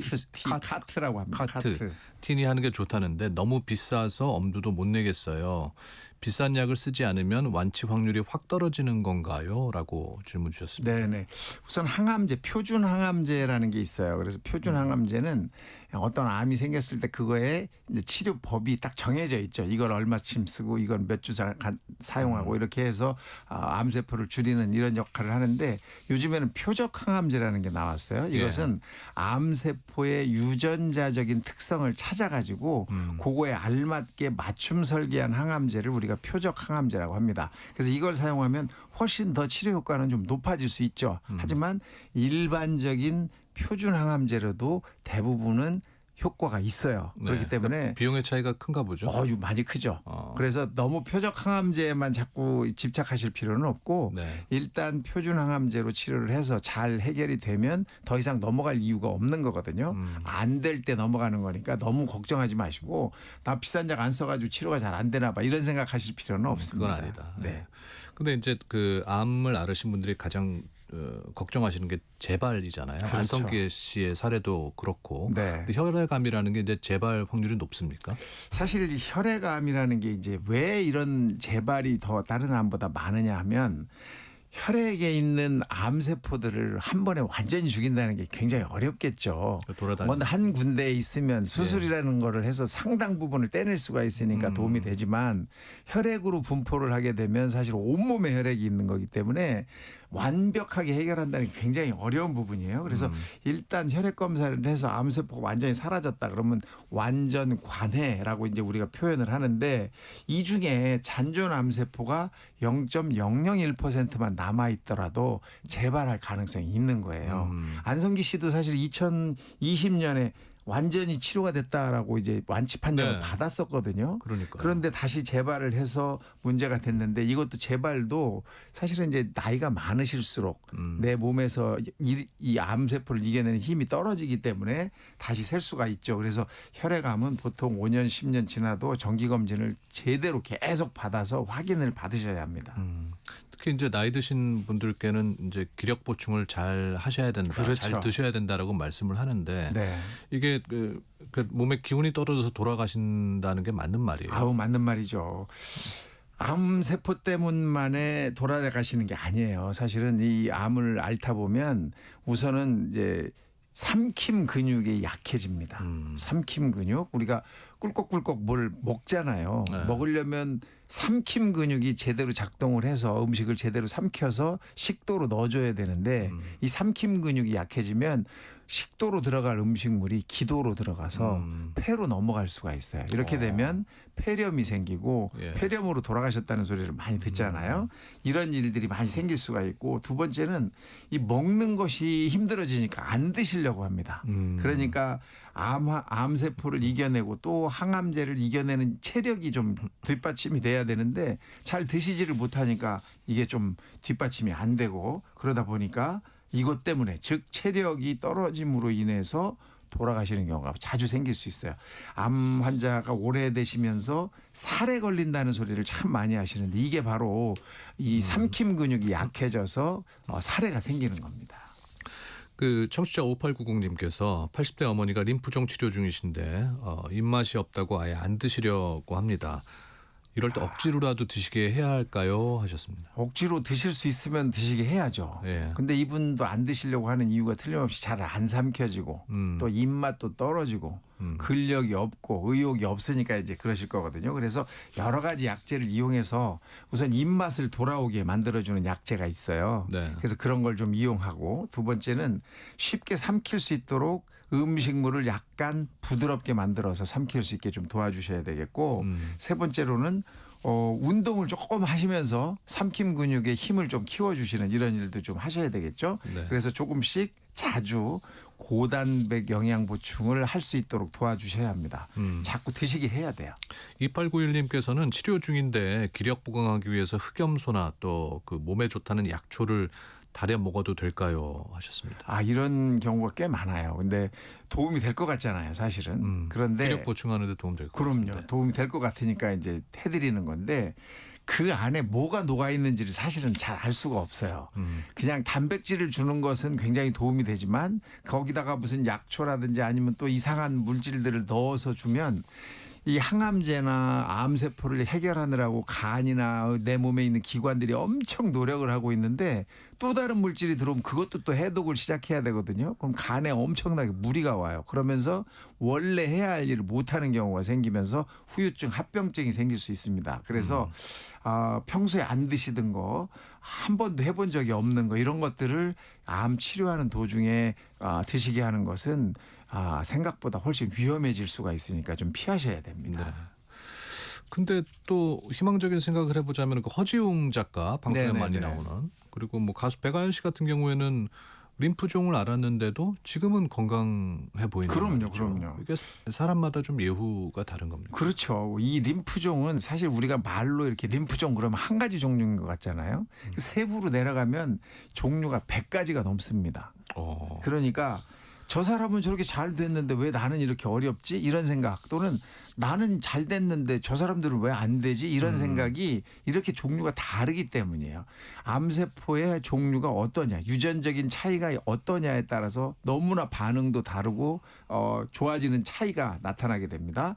그러면서 내가 발견됐을 때의 암의 기수 지금 현재 기수가 어느냐에 따라서 또 다르고 그다음에 이 사람이 가지고 있는 기저질환이 있었느냐 또 나이가 몇 살이었느냐 이런 거에 따라서 전혀 다르기 때문에 모든 암을 또는 림프종을 한 가지 종류로 기억하시면 안 됩니다. 또 유전자의 변이가 굉장히 많이 생겨요. 이 암세포에는 네. 그 유전자 특성에 따라서 항암제가 잘 들을 때가 있고 안 들을 때가 있습니다. 그래서 표적 항암제가 요즘 많이 만들어지지만 이 표적 항암제에도 안 듣는 것들이 있거든요. 아직 유전자 특성이 완벽하게 다 파악되지 않았기 때문에 그래서 아직은 조금 덜 되는 경우라도 앞으로는 점점점 완치율이 높아질 수 있는 이유가 표적 항암제가 계속 그 유전자 변이에 따라서 만들어질 수 있기 때문입니다. 네.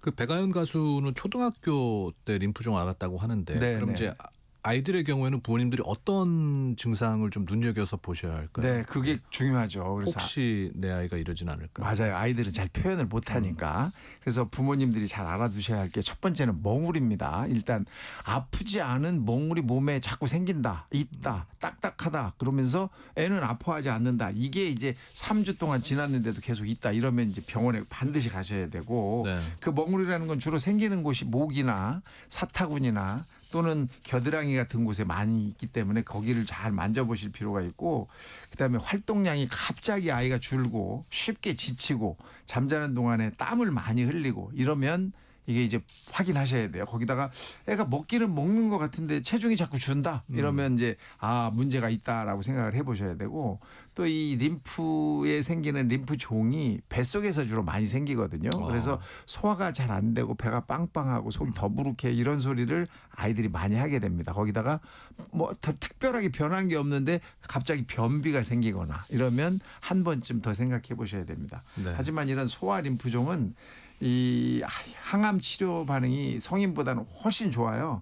완치율이 80% 이상으로 높기 때문에 초기에 부모님들이 잘 확인해서 찾아만 내신다면 치료는 조금 더 높다, 치료율이 높다라는 걸 알아두시면 좋겠네요. 네. 6256님께서 혈액암은 유전이 됩니까? 라고 질문하셨습니다. 사실 혈액암은 위암이나 대장암 같이 명확한 유전적 인자는 아직 발견되지는 않았습니다. 하지만 가족 중에 그런 사람이 많이 있는 가족들이 꽤 있어요. 그래서 가족력이 있다면은 일단은 조금 더 자주 확인하시는 것이 도움이 됩니다. 아직까지는 유전력은 없습니다. 네. 가족들이 환자를 돌볼 때 좀 지켜야 할 생활 수칙 같은 건 어떤 것들이 있을까요? 있죠. 마지막 질문으로 드리겠습니다. 네. 이 혈액암 환자는 일단 그 면역력이 뚝 떨어져 있는 상황이기 때문에 곰팡이나 바이러스 또는 박테리아의 염증이 쉽게 생기고 이것 때문에 돌아가실 수가 있습니다. 그래서 집안에 화분이나 어항을 피하셔야 돼요. 화분이나 어항 속에 있는 곰팡이가 감염을 일으킬 수 있다. 그렇군요. 네, 두 번째, 과일은 껍질째 먹는 건 절대 금물입니다. 껍질에 박테리아나 바이러스나 이런 것들이 남아 있을 수 있고, 그래서 껍질을 두껍게 깎아서 먹도록 그렇게 권장하고 있고요. 손 씻기는 뭐 물론 기본이고, 가족 중에 감기 기운이 있거나 뭔가 조금이라도 이상하시면 집안에서 반드시 마스크를 써야 됩니다. 그래서 마스크가 나를 막아주고 또 환자한테도 도움을 줄 수 있기 때문에 이런 면역을 해결하는 방법을 찾으셔야 합니다. 네, 오늘 100세 시대 건강한 수 혈액암에 대해서 알아봤습니다. 문자 참여해 주신 분들 가운데 추첨해서 따뜻하게 드실 수 있는 커피와 베이글 모바일 쿠폰 보내드리겠습니다. 세상의 모든 정보 윤인구입니다. 홈페이지 들어오셔서 확인해 주시기 바라고요. 오늘 오한진 가정의학과 교수와 함께했습니다. 고맙습니다. 감사합니다. 넘치는 정보 속 필승 전략. 당신의 갓생을 위한 일타쌍피 요약본. KBS 1라디오 세상의 모든 정보 윤인구입니다. 팩트는 짧고 진실은 길다. 이번 주 뉴스 TMI. 한 주의 끝에서 만나는 뉴스의 모든 것, 뉴스 홍수 속에서도 우리가 결코 놓쳐서는 안 될 맥락이 있죠. 놓치면 아쉬운 비하인드부터 촌철살인 분석까지 해드립니다. 이번 주 뉴스 TMI 노동일 파이낸셜 뉴스 주필과 함께입니다. 어서 오십시오. 네, 안녕하세요. 네, 오늘은 어떤 뉴스를 다루실 건가요? 오늘 지금 재판이 진행 중이죠. 윤석열 전 대통령에 대한 내란 우두머리 재판. 오늘이 이제 결심 공판이라고 하니까 이제 사실 마지막 공판인 거죠. 마지막 선고 공판도 공판이라고 하긴 하는데 우리가 생각하는 그런 재판이라고 하는 것은 오늘로 마지막이니까. 근데 아침 9시 한 반경에 시작을 했는데 굉장히 오래 진행되는 것 같습니다. 지금 잠깐 휴정 상태인 것 같고 오전에는 그냥 증거조사 서증만 실행을 했다고 하고 우리가 생각했던 뭐 구형이라든지 뭐 변호인들의 최후 진술이라든지 피고인의 최후 진술이라든지 최후 변론 최후 진술 이런 것들 시작도 못한 그런 상태고 오후에도 서증을 좀 더 하고 나서 그런 걸 한다고 그러니까 아마 밤늦게까지 진행되지 않을까 싶으네요. 아, 그래요. 네. 오늘 이제 결심 공판이 있기까지 앞서서 재판이 여러 차례 열렸죠? 뭐 총 공판 그러니까 약간 언론 보도마다 조금 다르긴 한데요. 거의 뭐 한 40여 차례가 넘는 공판이 진행됐다고 하고 증인이 뭐 100여 명이 나왔다고 하고 지금까지 계속해서 언론에 보도된 것들은 이제 증인들의 증언이거든요. 그러니까 오늘 하는 것은 이제 증인들의 증언은 다 듣고 그다음에 이제 서류로 된 물적 증거들 이런 것들을 검사하는 시간이기 때문에 어쨌든 뭐 상당히 전 개인적으로는 좀 빠르게 진행된 거라고 생각하거든요. 일부에서는 지금 뭐 지기현 판사가 굉장히 늦게 진행하고 있다. 그래서 그런 것들이 뭐 내란 전담 재판부를 만들어야 하는 이유다 이렇게가 얘기하는데 제가 개인적으로 이제 생각하는 것은 이렇게 엄청나게 방대한 사건이고 또 국민들의 관심이 쏠린 사건 아니겠습니까? 그런 사건이 이 정도 한 1년여 지금 지난해 1월 26일 날 처음 기소가 됐으니까 실제 재판은 이제 8월 달에 시작했으니까 그 이후에 따지면 굉장히 빨리 진행된 겁니다. 그러니까 정확히 42차례 재판이 진행이 됐고 네. 61명의 증인이 출석을 했었다고 하는데 그러면 이제 지금까지 주요 증인들 어떤 진술을 했는지 좀 살펴볼까요? 제일 중요한 건 이게 그 핵심 쟁점이 12.3 비상계엄이 내란이냐 아니냐부터 아니겠습니까? 제일 중요한 쟁점이. 네. 그거에 관해서 이제 뭐 기본적으로 윤 전 대통령이 어떻게 생각하느냐, 어떻게 진술하냐였는데 지금까지 일관되게 얘기한 것이 바로 국회 그 야당의 횡포에 맞서기 위한 뭐 교훈적인 그런 비상계엄이었다. 뭐 국민들이 일깨우기 위한 것이었다. 그래서 일부에서는 뭐 계몽령이라고 할 정도로 그런 얘기 일관되게 했었죠. 그리고 이제 마지막 그 지난 6일 그 재판에서는 또 국무위원들이 좀 말렸으면 좋았을 텐데 나한테 강력하게 반대를 안 해서 뭐 원망스럽다는 그런 식으로 얘기를 했고 뭐 그런 것들이 기본적으로 이제 윤석열 대통령 전 대통령 측의 이제 진술이었고요. 네. 또 이제 특검 측에서는 기본적으로 이것은 민주주의 자체를 제도 자체를 파괴하는 그런 내란이다 이런 그 진술을 유지해 왔었죠. 그런 것들이 기본적으로 이제 부딪히면서 조금씩 다른 얘기들이 나왔고 그 우리가 지금 뭐 이름이 많이 알려졌습니다만 그 곽종근 전 특전사령관, 그 이제 결국 계엄의 이제 명분, 계엄을 선포했다는 그런 명분을 윤석열 대통령이 이렇게 얘기했다. 한동훈 등 일부 정치인을 잡아오라고 했다. 총으로 쏴서 죽이겠다. 네. 했다는 겁니다. 그게 이제 비상계엄을 하면서 결국 이른바 정치인 체포조 운영의 어떤 명분이 되었다. 그런 것들 증언한 것들이 있고요. 기본적으로 또 조지호 전 경찰청장 이분은 이제 경찰 그 계엄 당일날 국회 앞을 막아서고 했던 경찰들로 막았던 그런 명령을 했던 그런 있죠. 국회 월담하는 의원들은 불법인이 체포하라 하고 윤 전 대통령이 말했다. 예. 이게 기본적으로 이제 국회 기능을 마비시킬 의사가 있었느냐, 의도가 있었느냐 하는 것이었거든요. 또 홍장원 국가정보원 제1차장도 기본적으로 싹 다 잡아들이라라는 말을 윤 대통령이 했다. 이거는 계엄을 하면서 체포조, 정치인 체포조를 운영했다. 이런 얘기에 대한 증언도 있었고 그런 것들이 주요 뭐 증언이라고 할 수 있겠습니다. 네. 오늘 오전 재판에서는 뭐 어떤 이야기들이 오갔는지 좀 보도가 됐습니까? 오전 아까 말씀드린 대로 기본적으로 오늘 오전 재판에서는 김용현 전 국방장관 측부터 시작해갖고 서증 조사만 있었습니다. 네. 좀 전에 말씀드린 그런 이제 증인들의 증언을 다 청취했고 지금까지 재판에서 이제는 그동안 제출된 여러 가지 서류들 또 물증들 이런 것들을 조사하는 그런 과정입니다. 그런 것들이 이제 피고인별로 다 할 거니까요. 네. 그래서 시간이 좀 오래 걸리는군요. 예, 굉장히 시간이 오래 걸릴 것 같고요. 그렇기 때문에 특별하게 우리가 좀 주목할 만한 그런 뭐 발언이 이루어진 것 같지는 않습니다. 특히 우리가 관심을 갖는 게 이제 뭐 특검 측의 이제 검찰인 특검 측의 구형 이유 아니겠습니까? 구형량하고 그 구형량을 뒷받침하는 구형 이유인데 네. 그런 것들은 아직 이제 오전에 나오지 않았고 오후에도 상당 시간 동안 그 서증이 초성 조사가 진행이 되고 그 이후에야 아마 특검의 구형과 구형의 이유 나올 것 같습니다. 그리고 이제 변호인들의 추후 변론, 피고인의 추후 진술 나오는데 아마도 그 지기현 부장판사는 피고인들의 추후 진술은 시간 제한을 두지 않겠다. 이렇게 얘기했다는 겁니다. 그러니까 뭐 최종 끝나려면 밤늦게나 되지 않을까 싶은데 그 오전에서 그 서증을 하는 그 김용현 전 장관 측 변호인들이 그 자기들이 서증 조사를 할 것들 복사를 해와야 되는데 전체를 복사를 다 가져오지 않았다. 시간을 좀 더 달라. 이렇게 얘기하니까 특검 측에서는 그러면 준비된 데부터 하자. 이렇게 얘기하니까 서로 좀 말싸움이 있었답니다. 그러니까 지기현 재판장이 그 변호인들에게 대해서 징징대지 마라. 이런 얘기를 했다고 프로는 징징대는 게 아니다. 네. 이런 말을 했다고 해서 그것도 좀 재밌는 얘기 같습니다. 오늘 이 와중에 또 그 출석한 윤석열 전 대통령은 잠깐 졸기도 했다고 하는데요. 그러니까 좀 지루하죠. 본인과 관련된 얘기도 아니고 본인을 상대로 증인 신문한 것도 아니고 네. 또 특이하게 또 본인이 직접 증인 신문에 나서게 됐지 않습니까? 뭐 그런 상황도 아니고 그렇기 때문에 서로 이제 그 김용현 전 장관 변호인과 특검 사이에 오고 가는 그런 얘기를 듣다 보니까 뭐 좀 지루하기도 했겠죠. 오늘 이제 특검에서 구형할 형량은 딱 선택지가 2개라면서요. 2가지입니다. 세 개인데 이제 결국 하나는 형식적으로는 거의 3가지인데 사형과 무기징역, 무기 금고, 그리고 3가지. 근데 금고라고 하는 것은 이제 똑같은 형량인데 네. 징역형에 처하지 않는다. 그러니까 이 노역을 시키지 않는다.